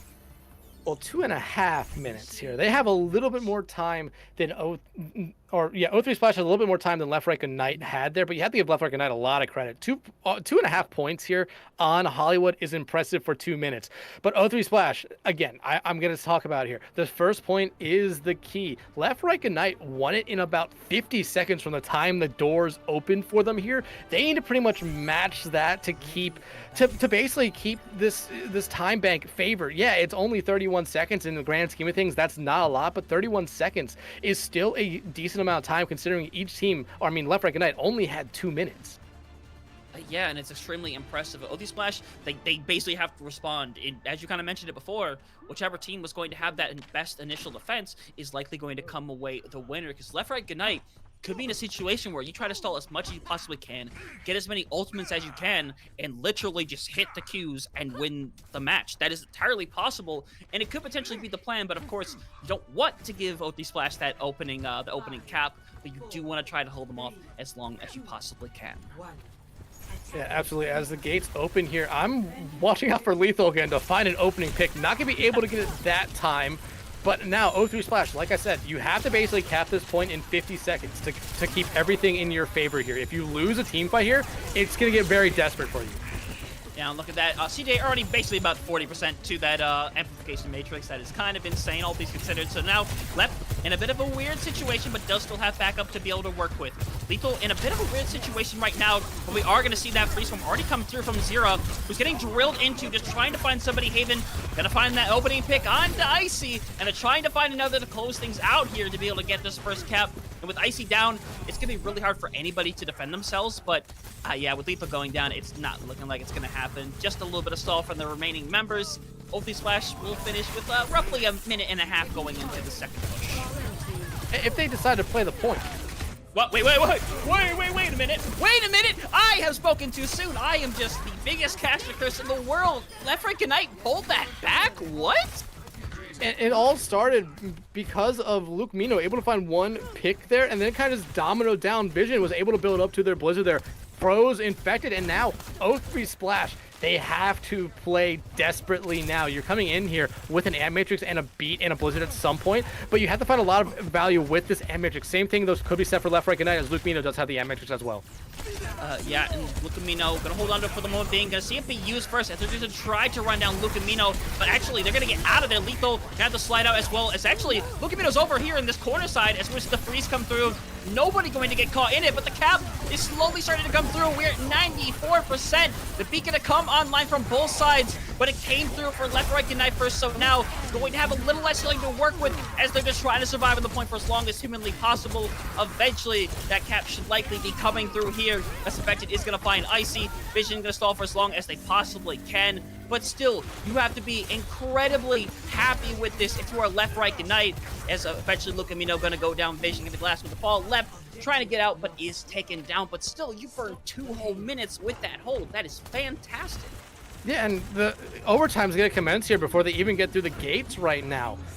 Left Right Ignite has to be incredibly happy, also considering they forced out 3 ultimates there from O3 Splash. Yeah, they used up all their ultimates as well, but they have time to build them back. They can allow O3 Splash here to win a couple fights because they have that security with having about halfway through the third and final point push here, and now they have high ground, which we saw what Lethal was able to do on the low ground. I would love to see what they do here on the high ground. Yep, the Annihilation going to be ready now for Icy. Having this ready to go, just waiting for the opportunity to drop down. Perhaps just waiting for a certain person to be out of position as they're going to loop around a little bit. Just waiting for their correct opportunity because you still have the ability to be patient and wait for the right moment. And for the time being, Vega going to come up. They got off the point for a second there, got a little scared, but going to make their way back as Icy is kind of in that back line, trying to just run people down as the overclock going to come online for Haven to start things out here. Lethal's in a really bad situation, does manage to bring in some good damage. Icy getting extremely low, the freeze came out, a lot of people getting caught, and that is going to spell it right there. All the Qs thrown out, left, right, good night. Gonna go up 2-0 against 0-3 Splash. Left, right, good night, putting on a heck of a performance so far. And like I said, it really came down to that first point there. 0-3 Splash needed to try to cap it as fast as they could there. They ended up really winning that first fight there. But then I feel like they decided to go for picks rather than playing the point. You want to try to force left, right, good night to come back to point to stagger, to stall it out there. But they didn't do that. They went after picks instead. And in my opinion there, that's what lost them first fight, or that first point there, and what ended up losing them the map as well. That is just absolutely insane. Like I really went into that thinking that, you know, 0-3 Splash had something cooked up, and they kind of did. They wanted to run the Ramatra comp, but it really doesn't seem like they were expecting left, right, good night to simply just match it up. Like the fact that they can take that own comp, that 0-3 Splash won, around a dozen maps to be able to get to this point close to. And then they get beat on their own composition, on their own map choice. That cannot feel good for any team, especially for a team that has been so dominant and is now looking down the barrel of being down 0-2. Yeah, and I think 0-3 Splash has picked both maps so far throughout this series right now. So this is not the start they were hoping for. And, you know, after that first round there on Hollywood, I think both me and you agreed that they came out mad. But then once they got on the defensive side, it just didn't seem like that anymore. That anger kind of subsided, the fact that they were able to kind of roll through Hollywood like that. And then left, right, good night comes back through and kind of rolls through Hollywood just slightly worse, but still able to have a hell of a time bank. Yeah, and that's what happens with some teams, unfortunately, is you have a really good attack, you get very confident off of that fact, but sometimes you can get a little overconfident. We saw just left, right, good night be able to come back, put up a similar time bank. It's 30 seconds less, but honestly, it's way, way more than 0-3 Splash should have given them, and I know they're kicking themselves for that, but luckily, this is not a best of 5, this is a best of 7. So 0-3 Splash is not quite back up against the wall yet, but they are in a position where if they want to swing the momentum, it has to be this map right here. Yeah, absolutely. But the teams want a small break, and we are going to give that to them. So we're going to take a quick break, but everyone stick around for map 3 of this grand final series.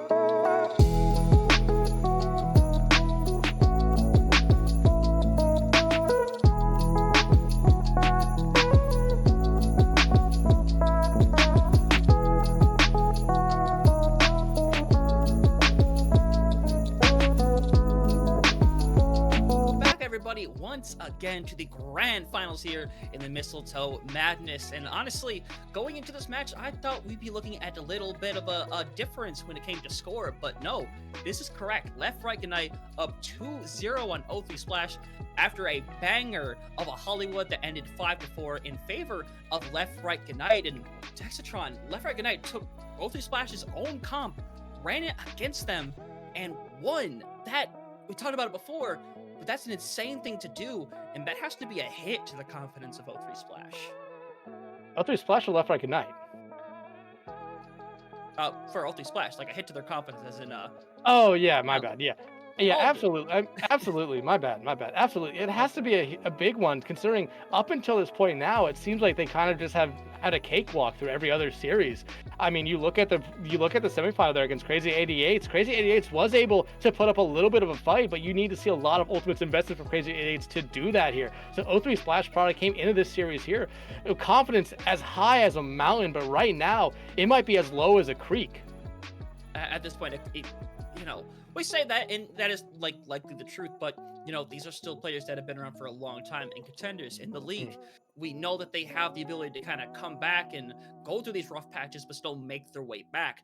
The real question of it is, are they going to be able to come back quick enough? And they might be able to, because they are going to be bringing us over to their now third map pick, and it is going to be everyone's favorite Flashpoint, Sir Alfasa. And I would love to say that I think this is going to cause a change-up, but I think we're just going to see the Ramatra comps on both sides again. I can't imagine we swap up anything. Oh, absolutely. I feel like we're going to see them again as well. I don't feel like, I mean, for each team, I feel like they're very confident in it. And if we see them get off of it, it feels like to me, it makes me think that they've either lost the confidence in that sort of composition, or they're just wanting to try something else to see if it will work a little bit better for them here. But this is a big map, in my opinion, for O3 Splash. We saw what they did on New Junk City against Crazy 88s. Now coming into this one, 2-0 in the series. It's a best of 7, not a best of 5 like the semifinals were. So they still do have another map they can lose here, but they don't want to go down 0-3 after the first 3 maps. No, you never want to do that. Like, I have very rarely, in fact, only 2 times in my life have I seen a reverse sweep come through in a 0-3 situation. Ironically, Dex, that just happened last week. We were probably both watching it. We saw it happen. 0-3 came back and ended up turning to a 4-3. So it is possible here, but again, O3 Splash doesn't want to be put in that situation, as legendary as it might be. They need to try to win this map, and as we see, it's going to be the mirror compositions. And honestly, we kind of talked about it before, the last matchup between O3 Splash and Crazy 88s, that very first point should be the most important. Yeah, absolutely. I mean, you saw what Crazy 88s did there. They made a lot of swaps to make sure they got that first point, but then O3 Splash came right back and won the next 3 to really not have it matter there. So, and you see Lethal going back over to this May now. They were on the Soldier and they're on Hollywood. It worked out great for them. Now they're going back over to the May that we saw them play on Lijiang Tower, and they look great on them as well. Both these teams are very comfortable with what they're playing here, but again, I'm watching out for Lethal here to just find a random headshot here to get everything going. Yeah, and that's literally all it takes for a fight to go haywire. It's that one tap, that one hit that can cause everything to go haywire. And for the time being, the wall going to be used to cut off Infected for a short while. But a lot of damage still going through. Zero going to be the first one to fall down. And now you see the rest of O3 Splash trying to come together, find somebody. They managed to get rid of the Immortality Field, and Lucamino actually gets hot with a rail shot from Haven. As we already see the cap go through for Left Right Goodnight to start things out here, but Vision found one of their own, and with Icy helping with that follow-up, it's looking like O3 Splash going to have the reset button here. We see Infected try to survive for as long as they can, but they are the last person standing, and they are going to need to get out, but Left Right Goodnight not going to let that happen. Lethal says there's no escape from here by just putting that ice wall right up in front of there, and that's actually a great pick there for Left Right Goodnight. Staggers out Infected here a little bit, doesn't really allow O3 Splash to come back in until maybe around the 55-60% point on this point, and at that point, it could be final fight here for this first point. And each team, I mean, you do see Left there, closest one to an ultimate at the moment. CJ very close as well, but I would be watching out for Left to use that beat once they get it to allow Left Right Goodnight to maybe just be very aggressive here. Yeah, CJ likely going to open this fight up with that Amplification Matrix, and here it goes, the wall. Going to cause for it to come a little bit useless for a moment. Left, right, Ignite might end up letting this point go over for the time being, just to make sure they can completely draw it out, and they will. So Left, right, Ignite likely going to go uber aggressive as soon as that goes down, and here there comes the wall onto an Infected, manages to break into the center, as the wall is going to be delivered directly back, and now Left with an important decision, and they make that decision very quickly to use the beat to try to close out this point right here and now. That freeze is nice and ready to go. The wall going to come out. Vega going to be the first one to caught, and now it's just going to be the rundown. Lethal found one, looking for a second, and poor Syrah gonna have to take the L there, and O3 Splash not able to make it happen. Left, right, Ignite take that first point. And it looks like Left, Right, Ignite also gets help on the next point as well, with them being a lot closer to it. So O3 Splash is going to have to walk into them, especially with Luke Mino having this Matrix ready to go and Lethal having the Blizzard. It's going to be a very hard ask for O3 Splash to engage into it. But Haven having this overclock here could be something that if they use it early and find a pick might open up a lot of opportunities here for O3 Splash on this point. Yep, and now that window can be very big for Lucamino, but that free's gonna come out from Lethal early, and in fact, it doesn't really get anybody. It does split them up a little bit, but it ends up ultimately not really getting any value. But here we go, Haven. You can hear them in the backline with it right now as Vega gonna get a little aggressive. Wants to make sure nobody touches this point, potentially trying to boop away Lethal, but for the time being, you do see them living, and it's gonna go over to O3 Splash to start things out here, as Zero is actually gonna invest into this Lethal. Gonna manage to stay alive temporarily, but despite that freeze, Left, Right, Ignite going to bring it back. Quite a few ultimates getting invested, but it is more than worth it to win that fight. And now O3 Splash is gonna head back to the spawns. Left, Right, Ignite only gonna give them, looks to be about 27%. And look what O3 Splash is doing here. Haven going over to the Symmetra is a little bit interesting. Not necessarily who I would think we would see a swap to, but never mind. It was just for a TP, it looks like. Then they're going back over to the Soldier in here. But honestly, a good fight there by Left, Right, Ignite. However, O3 Splash is going to be able to re-engage into this one here with both their support ultimates and the Annihilation. And that's a huge start here for O3 Splash. Left, Right, Ignite might just allow them to have the point here. Yeah, the window's going to come out, so now, once again, a weird situation where if they wanted to create some stall, they 100% can. Left is getting closer and closer to that beat, but with that pick onto Icy, I think at this point you just have to disengage or cause the stall, and it's looking like they're just going to hit the disengage button and try to get everybody out alive, but they're actually still having a presence on the point, and they're going to advance. Left is going to throw down that beat, maybe just try to survive, but it ends up being completely worthless. That ult just gets basically thrown away. I'm just as confused as you are there, unless Left's going to make a swap here, but they're not. I don't understand what the situation was there. Maybe Infected was pressuring them a little bit and they want to try to get out, but the beat, I just don't think you need to use it there. I would have just died if I were him. Hold on to it for this engagement here, but it looks like O3 Splash playing away from the point and forcing Left, Right, Ignite to actually come to them. Yeah, Haven's in a bad position right now. We see Vision trying to find somebody with that. Haven getting very low, but so is Zero. In fact, a lot of members super low. Vision, you can't just stand on. You got to go find somebody, hunt somebody down, try to take them out as that clock is running extremely low. The overtime is going to come through with Vision finding that opening pick, and with a second one, O3 Splash not going to be able to cap this one quite yet. Left, Right, Ignite going to make them fight for it. But Left, Right, Ignite doing a little bit of posing there for us, and they take that win, but they do invest a couple of good ultimates, so this last fight's gonna be kind of dry. Yeah, but Icy is close here too in Annihilation, and with how they're playing right now, they want to try to prevent O3 Splash from even getting vaguely close to the point, and I do like it, but you lose Icy. Yeah, but here's the thing, you lose Vega, so getting to this point is going to be next to impossible now. You don't have the speed, you don't have the person who originally had the touch, and with that wall, Left, Right, Ignite is going to take that and go up to 0. Lethal's probably gonna have to give up their life to do so, but still, they managed to get rid of Vega, the most important person to make it to the point. Yeah, absolutely. I was thinking that was a weird play right there to have Icy die, but you know, it's just proving that I am not that smart when it comes to a lot of stuff here. But O3 Splash, they need to have something here going in this next fight. They have both DPS ultimates online and ready to go. I want to see them use it early, because you look at the DPS here for Left, Right, Ignite. They're close to their ultimates as well. If O3 Splash engages into this one aggressively, I feel like it will catch Left, Right, Ignite off guard. Yeah, exactly. Now Icy going to be ready to go on this, and they are in a position where they might have to use it prematurely, but instead, they're going to make sure they stay alive first and foremost. Zero gonna go with that, and exactly, Icy nearly gets caught with it, but actually manages to stay alive. That form ends up proving to not be a whole lot of use, but Zero eventually going to drop down. It's Haven trying to come alive here, does manage to find Lucamito to start things out here, really needs to try to find a second. Same for Vision, and now this back and forth is just insane, but it's looking like Oakley Splash might be able to take this back, and they're going to invest the Annihilation just to make sure they win the fight. So now the rest of Left Right Ignite can just disengage as they get out a very important ultimate. In fact, a lot of very important ultimates from Oakley Splash. Yeah, if you're Left Right Ignite, you're absolutely fine with O3 Splash taking the point there. You got already over 25%. O3 Splash is going to get up there pretty fast as well, but you have a couple ultimates here that you can re-engage with the beat and the overclock. Yeah, those are the only two ultimates ready to go right now. You might only really need one to win this fight, but CJ getting that Amadeus online will slow down Left Right Gaming here a little bit, especially as Vision gets taken out after popping the overclock. That is so unfortunate, and now Left Right Ignite in a position where I think you really just need to try to disengage. I don't think this is a winnable 4v5, and they're in this little corner as well. Left getting extremely low. Lucamino trying to keep them up, and they just need to hit the disengage button for this final fight.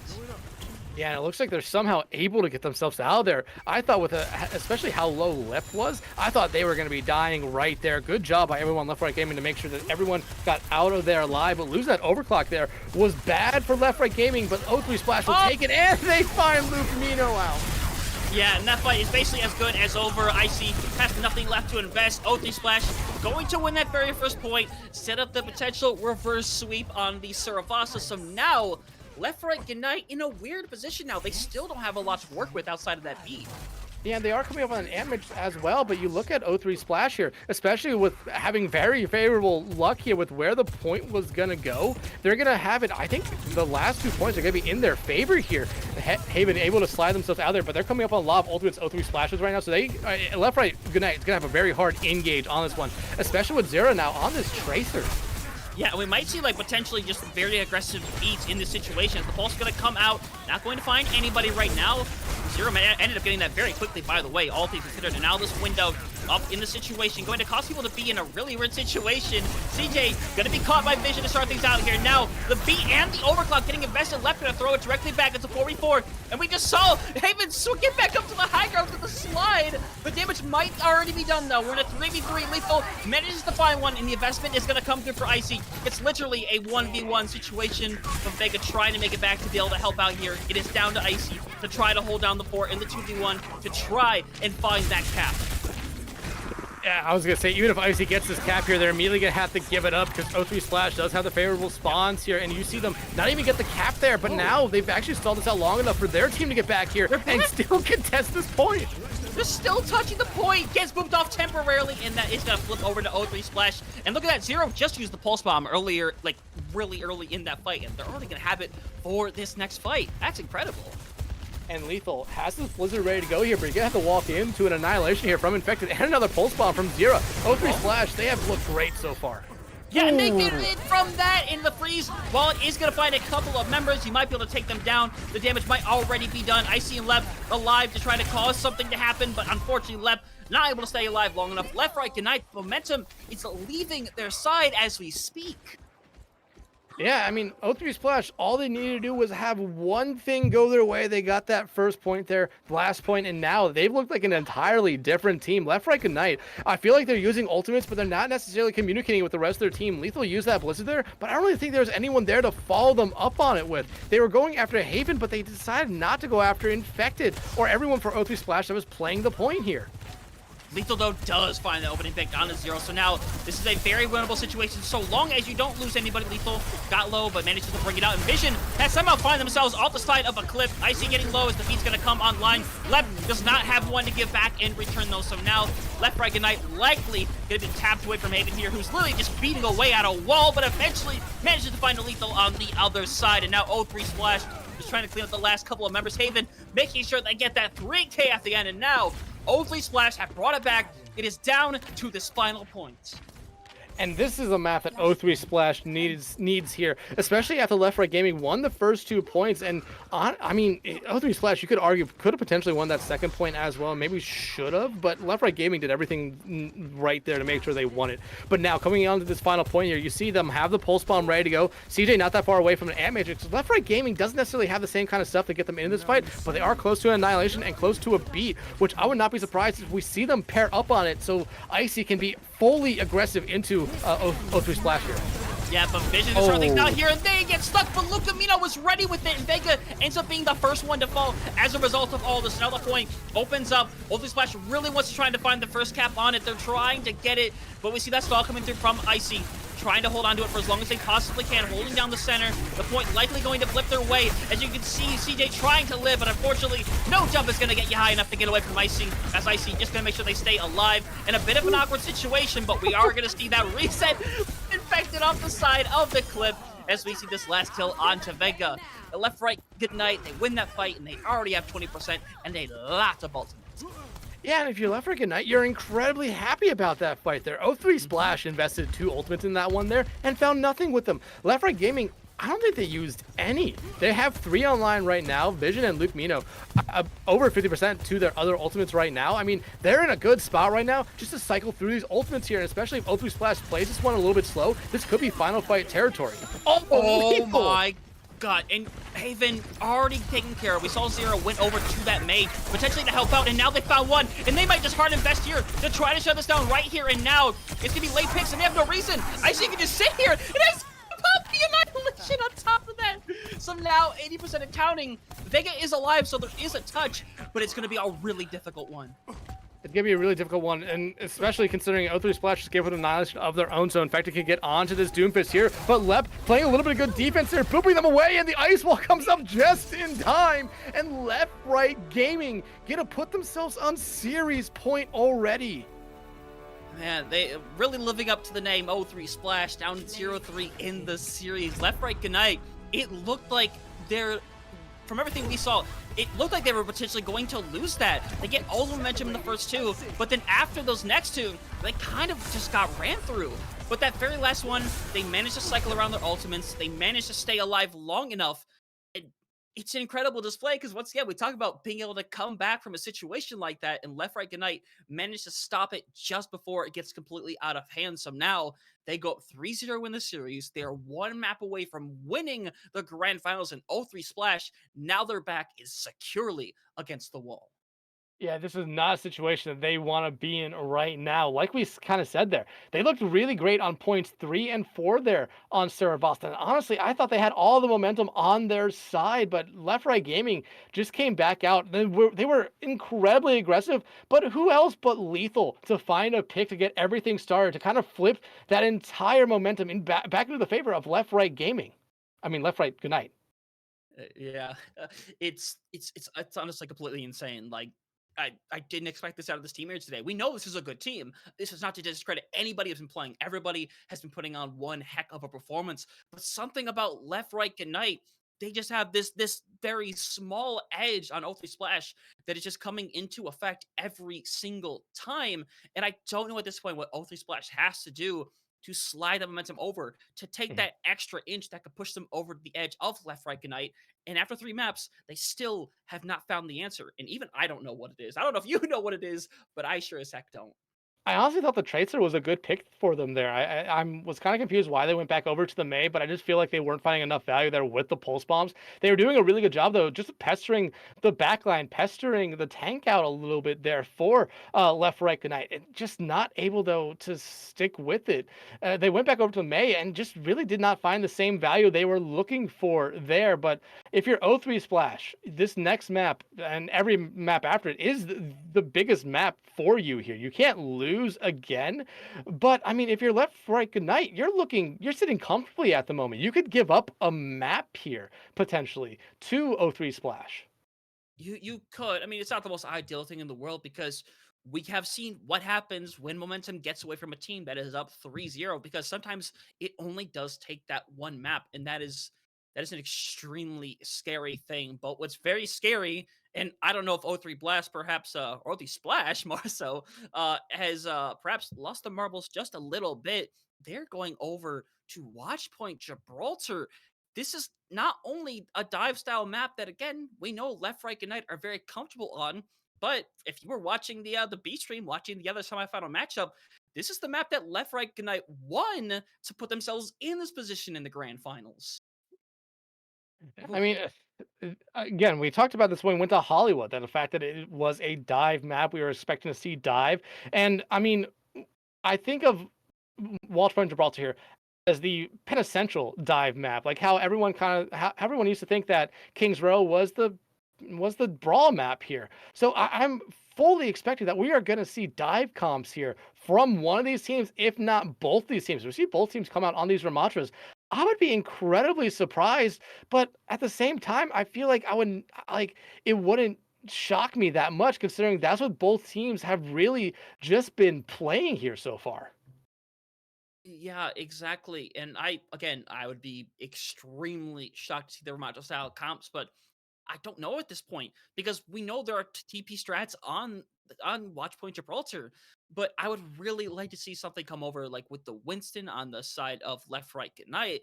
I think again the real question is what O3 Splash want to try and do because they either are going to somehow try to force the Ramattra style or they're going to set up some kind of counter dive, whether that's with the Doomfist, with the Diva, maybe their own Winston for all we know. But if they're going to a map like Watchpoint, there is something, and I'm not going to curse myself this time. There has to be something else that is cooking in the kitchen. I mean, Hunter, we're casters. We curse ourselves and the teams all the time. I mean, it's not Oh, that big of a deal if you curse yourself here. But again, yeah, you want to see something a little bit different here from O3 Splash. This mirror comp has really worked well for both sides, but it's come out a lot better for Left Right Good Night rather than O3 Splash. I mean, the score line right now 3-0 does not necessarily tell us the whole story of this series because every map has been incredibly close. Lijiang Tower went only 2 points, but it was like 9-9 to 9-9 and 9-9 to 97.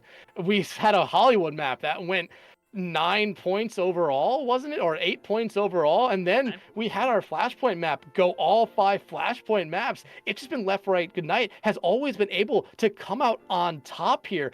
Eventually, something needs to change here for O3 Splash, in my opinion, and it needs to be on this map. yeah, it's kind of how you said. We are literally probably just a few fights difference from this being a 3-0 the other direction. That is how close this match between these two teams have been. But again, there has to be something cooking from O3 Splash, and I'm gonna say it now. I'm if I go and see that Ramatra style comp, the exact same Ramatra style comp decks, you might have to solo cast this because I'm going to go out that window. Let's Oh, not thank God! Woo! let's not talk about going out windows here right now, Hunter. But I mean, hey, I think we're both happy that we're not seeing the Yes. Ramantra comp again. Honestly, I'm surprised though that one of the teams, especially the defensive team of Left Right Gaming or Left Right Good Night, is not playing it because it's worked really well for them. But they want to run this dive comp as well. But look at what Vision's coming out on here.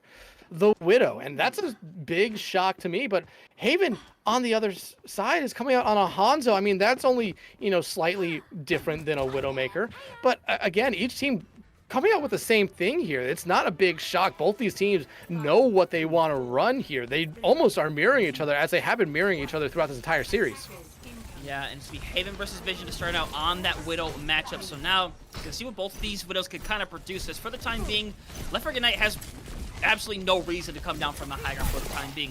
It's eventually going to reach this point where they might try to stall them at that point where it starts to slow down, or they might just wait for it to completely flip over to the other side. Because honestly, again, there's not much of a reason to engage. But I see gonna do a good job to kind of stall things out here and there, making sure to disengage before things get too dangerous. So for the time being, both teams just rallying for the position. Haven trying to find a pick on Vision or Lethal, but so far just not finding anything.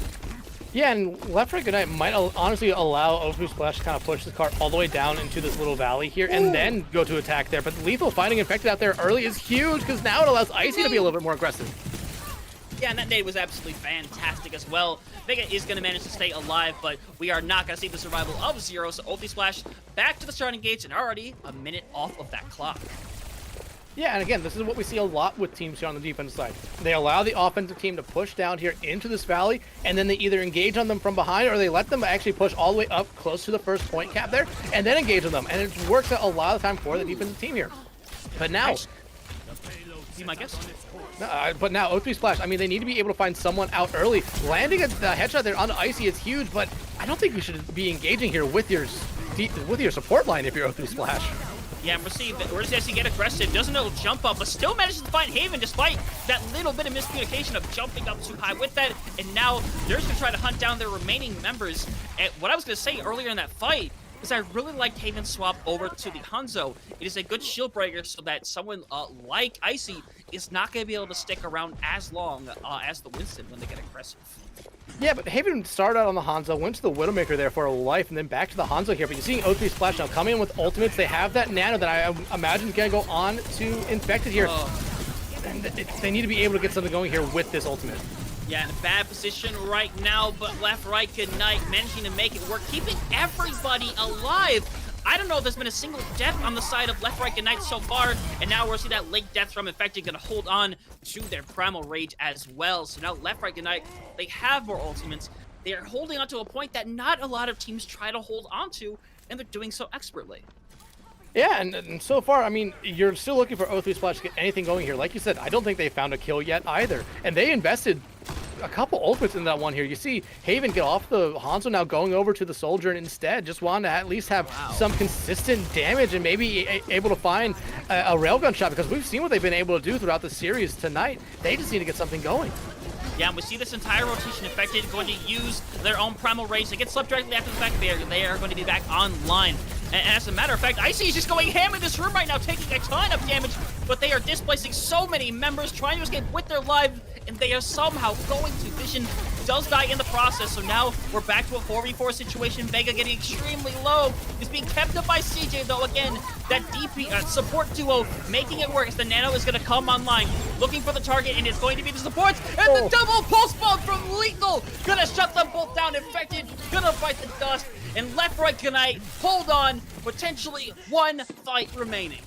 And if you're O3 Splash, do you consider making some swaps here to something else? But no, you're going to stick on this one right now because it's really the only thing you can do. If you are the left, right, good night. I mean, you're not coming into a lot of ultimates here. You do have the Visor, but you find out Zero before anything going. It's always been Lethal. That is insane. That is a really devastating pick. Zero can get back kind of quickly, but you cannot afford to lose anybody else in this situation. So many getting low. Infected half right now, and they make the dive to the point for the touch, but they die. The overtime comes through. Haven does manage to find Icy. That is the very first step, but the first step really should have been making it back to the point, and they are unable to do so. Left, right, good night. Only 71 meters from a 4-0 sweep. And you talked about it coming into the series here. Left, right, good night. You really thought they were going to be coming out with this dive comp the entire time. And honestly, I was kind of disappointed that we weren't seeing it, but they were looking really good on that Ramatra comp. Then we go to a dive map and they come out with a dive comp and are immediately just picking up right where they left off, even switching the entire meta that they were running here. O3 Splash, on the other hand, they looked kind of lost with it. They brought us to this map for a reason, maybe expecting Left Right Gaming not to be running a dive comp, considering that's what they haven't been doing the entire series. But same thing for O3 Splash here. Now, O3 Splash, you have 71 meters here. Left Right Good Night has looked incredible so far, but I still have some faith here in O3 Splash. You do kind of have to, but I feel like I have to note this because, you know, again, the semifinals happened on this very map, Watchpoint. Left Right Good Night managed to hold Timeless Obsidian to 81 meters, and they somehow hold O3 Splash even harder with 71. Like, quite honestly, O3 Splash has to pull something out amazing here to hold on to this, because right now, Left Right Good Night hold all of the cards. But look at the difference in composition right now for O3 Splash. They're bringing out the Alari instead of the Brigida. They want to have a little bit more consistent healing with that pylon, especially if Left Right Gaming or Left Right Good Night cannot get past this little barrier or this corner right here. That pylon can find a lot of value, but Lethal getting off the Tracer now, going over to the Genji instead. I like it. I do kind of like it as well, and you do kind of have to do stuff like that, but Vision going to find Haven to start things out here, and we're going to see a little bit of a pause. This is a This is quite a time for a pause, Dexatron, but we'll figure out what that is here in a second. But still, that opening pick onto Haven, that is kind of devastating for O3 Splash. Absolutely. I mean, it is 100% devastating for them. You see, I mean, Vision. We talked about Lethal throughout the entire night, always able to find picks, but Vision has been right there as well, and that's a huge opening pick because now that allows them to be a little bit more aggressive. You might see Icy now dive in to that backline a little bit more, knowing that the Widowmaker's gone, and you might even see Lethal follow it up with the Genji as well. And we could be looking at potentially a very short round here for left, right, good night. But O3 Splash, they still have time to give up a little bit of cart push here and have their teammates come back into this fight and recontest.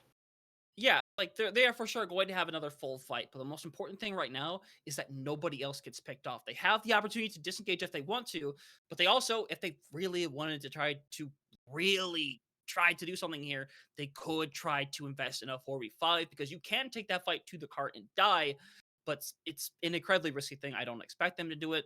But I think when you're down in this situation, I think desperation really starts to come in. And I think if it weren't for that pause, maybe they would have done it. But I think with this time to cool down, I think cool heads will prevail and they will fully back out. Yeah, they're gonna have to back out, and honestly, I would not be surprised if we see maybe a counter swap here. There for O3 Splash, maybe try to do something to shut down the Winston here a little bit. But it looks like Haven's gonna stay Uh, out, but they actually found Lethal. That's actually a really big pick, but the most important part is they have to make it back to this point. They'll likely be able to do so. It's probably going to be down to 0 to make it back, and 0 will get that opening touch. It's going to be in a weird situation and taken down. Now they have to recontest. It's 0.7 meters away from victory. Infected trying to survive on the point. CJ and Vega trying to help each other out. It is going to be that very first pick right now, as right now, Icy going to have to wait in that spawn room, hope that somehow the rest of the members can make some magic happen, but it's looking like for the time being, they are going to have to like hide away, not get caught out as they wait for Icy to get back. And I like this. They lost Icy, so they all just go into the server room right here. What? But this allows Infected to get a little bit aggressive now. They also have the Primal Rage, so I'd be expecting them to pop that off in here if they see a need for it. Yeah, and they get stuck for the time being, and they're likely going to ignore it and just go in with the other. And we're to see, actually, they get touched instead. Icy going to go down once more. Lethal found one. They did not get back to the points! Left, right, good night takes the win 4-0. The rest of O3 Splash cannot make it back. And I mean,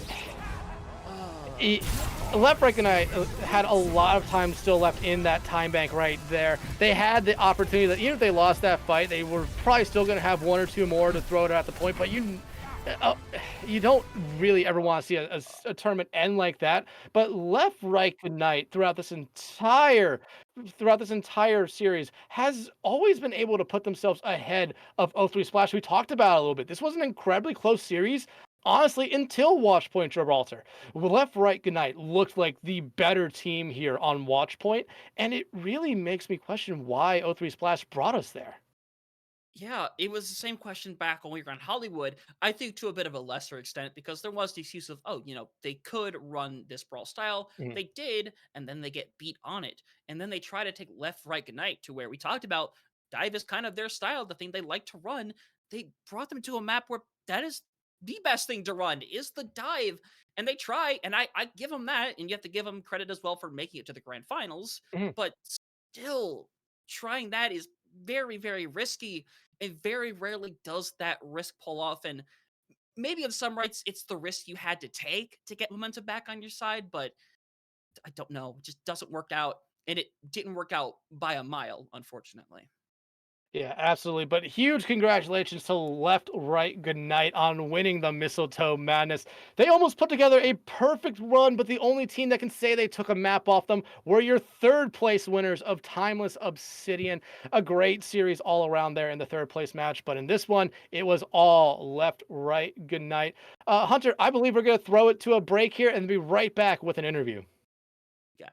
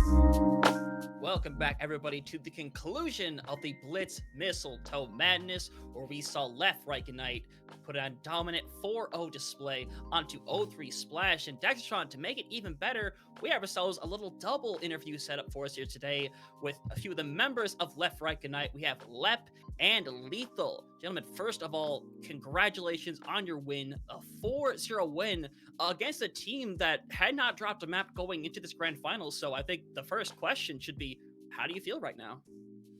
I'm feeling pretty normal. I'm not gonna lie. I'm kind of relieved that I can like go outside now and continue on with my day. Glad I got that out of the way. Not gonna lie. Just a normal day, huh? It is just another day. You can tell this guy was definitely an owl, bro. Another day for him. Come on now. Winning you feels good. Winning feels great. So you guys played excellent throughout this entire series here, but there's one player I kind of want to highlight, and that is Vision. Can you guys talk to us a little bit about them? Yes, my favorite DPS duo in the world, bro. If I ever have a bad day on Flex DPS, we just swap it around. If he ever has a bad day, we swap it around. Make it so random for enemy teams. See, on Hollywood second, we were getting dominated. Swap the roles. Nah, we just win the map. Game over. Yeah, that was a great play to see there on Hollywood. We were kind of surprised when that happened, that you guys just swapped DPS heroes there, but it worked out for you guys. But overall, this was a great tournament for you guys. We talked about 0-3 Splash not losing a map until they ran into you guys. You guys, though, only lost one map throughout this entire series. This had to be a great overall tournament, or only one map throughout the entire tournament. This had to be a great tournament for you guys as a whole. Just what went into every game to have this sort of domination? I feel like a lot of it is just making sure that we're all on the same page about what we want to do every single fight, and that we all have like the same brain, right? And then of course we have our wonderful DPS with Lethal and Vision giving us the pre-fight picks that we need. This makes everything like a billion times easier, right? If your DPS are just getting the picks that you need, your fight planning becomes infinitely easier. I mean, that's really it. It's not like we did like an infinite amount of like scouting and planning. I don't even think we scrimmed Gibraltar ever. I didn't even think that was in the map pool. Yeah, we didn't scrim Gibraltar. The map that we lost was Blizzard World, and we didn't scrim that map because it's just not in any of our other map pools. So we did get picked apart on that map, but the others, not worried at all. Yeah, that actually caught me off guard a little bit when we saw 0-3 Splash bring you guys over to watch by Gibraltar, because I figured that would be the one map that they wouldn't decide to take you guys to. So was that a surprise at all that they decided to take you to Gibraltar, a map that you literally just dominated on 2 hours before? No, actually, I was kind of expecting it because I think that the enemy team thinks that they're better at dive than us, right? I mean, it's like an ego thing at the end of the day. It's like their team versus our team, and in order for them to be able to beat us, they have to think that they're better at something. And they took us to a dive map, and I mean, we saw what happened. And that's that. It was really close both times. Yeah. Super duper close. I mean, the only thing close about it is them getting the first point cap. Oh my days, bro. Who BM no? It's real. That is incredible. Now, before we kind of close things out today, if there's anybody you want to kind of shout out, teammates, parents, aunts, uncles, your cat, whoever you want to shout out, this is a good platform to do so. Yeah, I'd like to shout out Icy.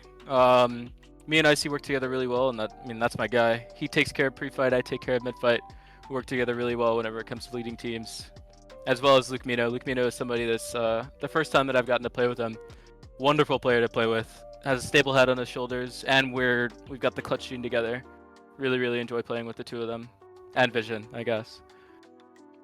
And I hope so. Me at the end of the day was so good.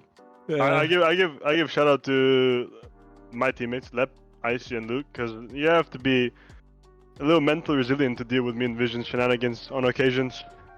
Because what goes behind closed doors, it might be a little like bickering between me and him, like friendly bickering, and then these guys have to deal with it, plus deal with off rolls, plus deal with like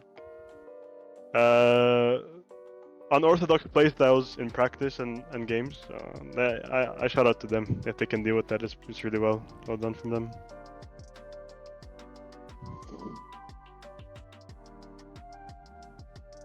Hey, at the end of the day, that's pretty incredible to go through, make all of that happen. So one more time, congratulations here on this win here in the Blitz Mistletoe Madness. Now go celebrate or sleep. You know, both of them are very viable right now. Yep. Thank you guys so much. Appreciate you guys putting this on. You know, oh my god. Oh.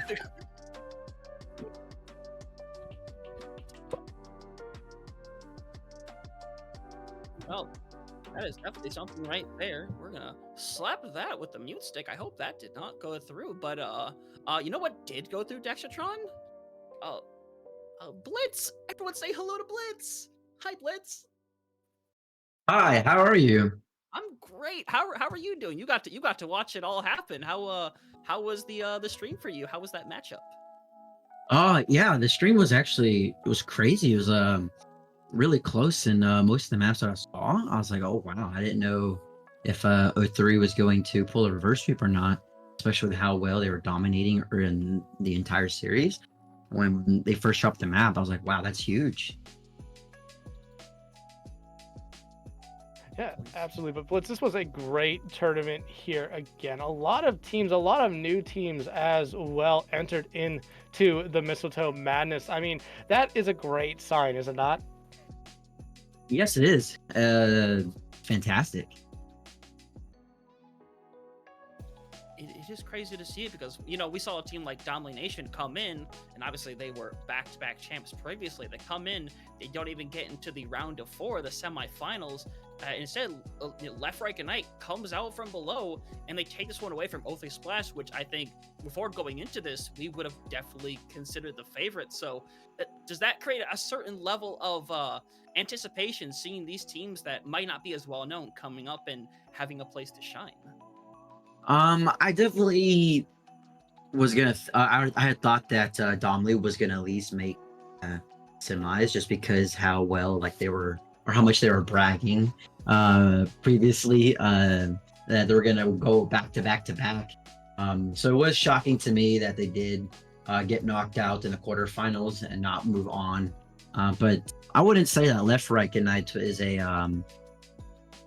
an unknown team as well. It has very notable players, and as well, they're also doing really well in flash shops. So I was definitely expecting them to be a very strong team to compete and definitely give the other teams in the series a very hard time.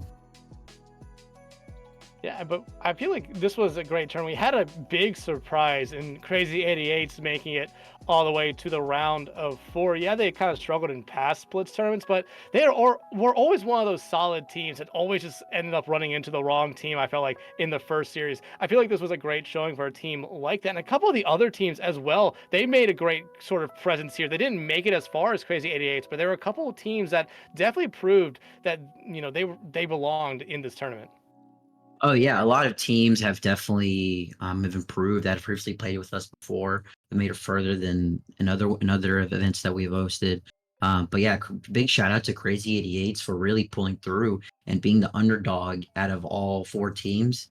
They were I would say they were definitely the underdog out of all of them, and you know, they played out to their best, and they surprised me, and I'm sure about a lot of other people as well.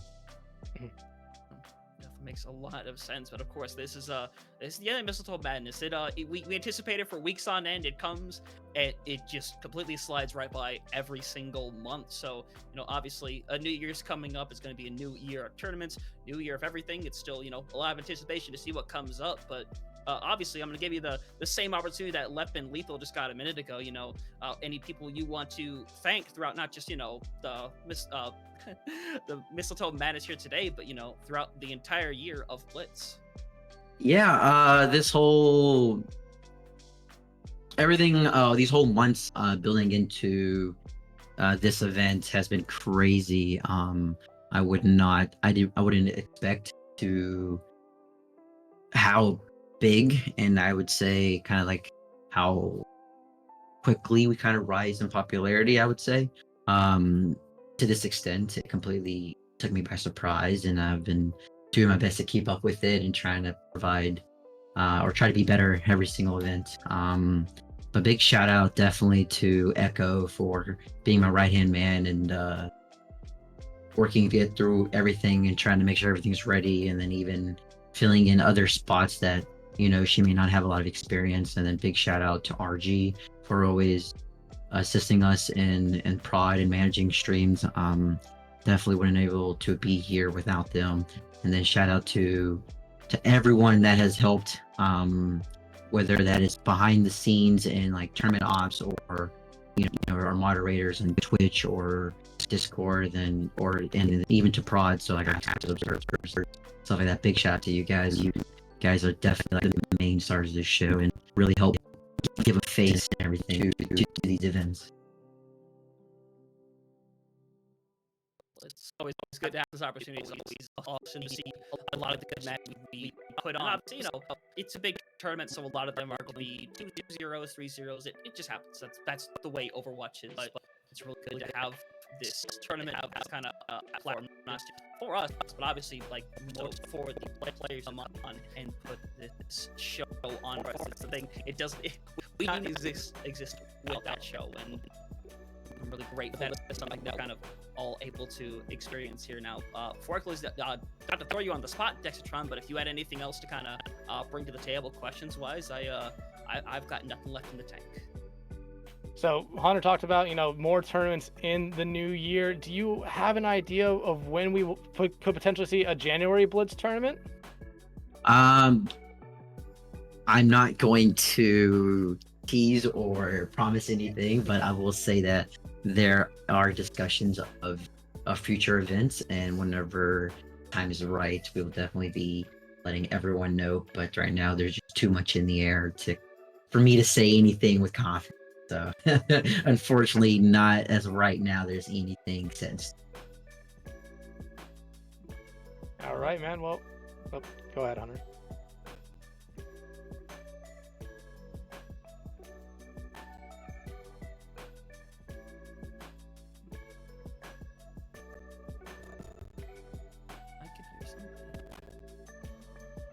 All right. Well, Blitz, Wuan, thank you so much for coming in here and talking to us after this tournament here. Thank you so much for putting it on. Thank you, Echo, as well. We're going to let you go so you can go enjoy the rest of your night here, and me and Hunter will wrap it up.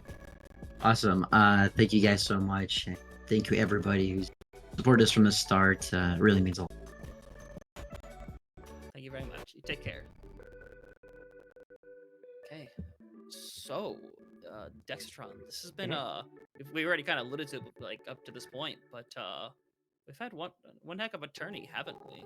Like everything considered, these last 2 days been one heck of a show. Obviously, we get the sweep at the end, but still, it's a really good tournament, honestly. Yeah, absolutely. 32 teams entered. Only one will stand above everyone here. That was Left, Right, Good Night tonight. But I mean, we had a lot of great play throughout this one here. We talked about already. Crazy 88s making this sort of Cinderella run as the 25th seed, getting into that Final Four. They had an incredible run. Ends up with them finishing fourth, but that is a great thing there for them. A lot of new teams entered as well. They put up a hell of a fight. But at the end of the day, these were the two best teams in this tournament right now. And Left, Right, Good Night, we talked about throughout the entire series, is always able to come out on top when they desperately needed to. 110%, and that's what you love to see, a team coming out like into this. And hey, maybe they'll get the opportunity down the line to maybe defend it again. You never know. We saw Domley do the same thing back to back before, so maybe it's something we'll see once again. But unfortunately, for the time being, that's all we've got. We're not going to be able to give you more matches, but hopefully sometime in the future we will get that opportunity. Yep. But yeah, I think we're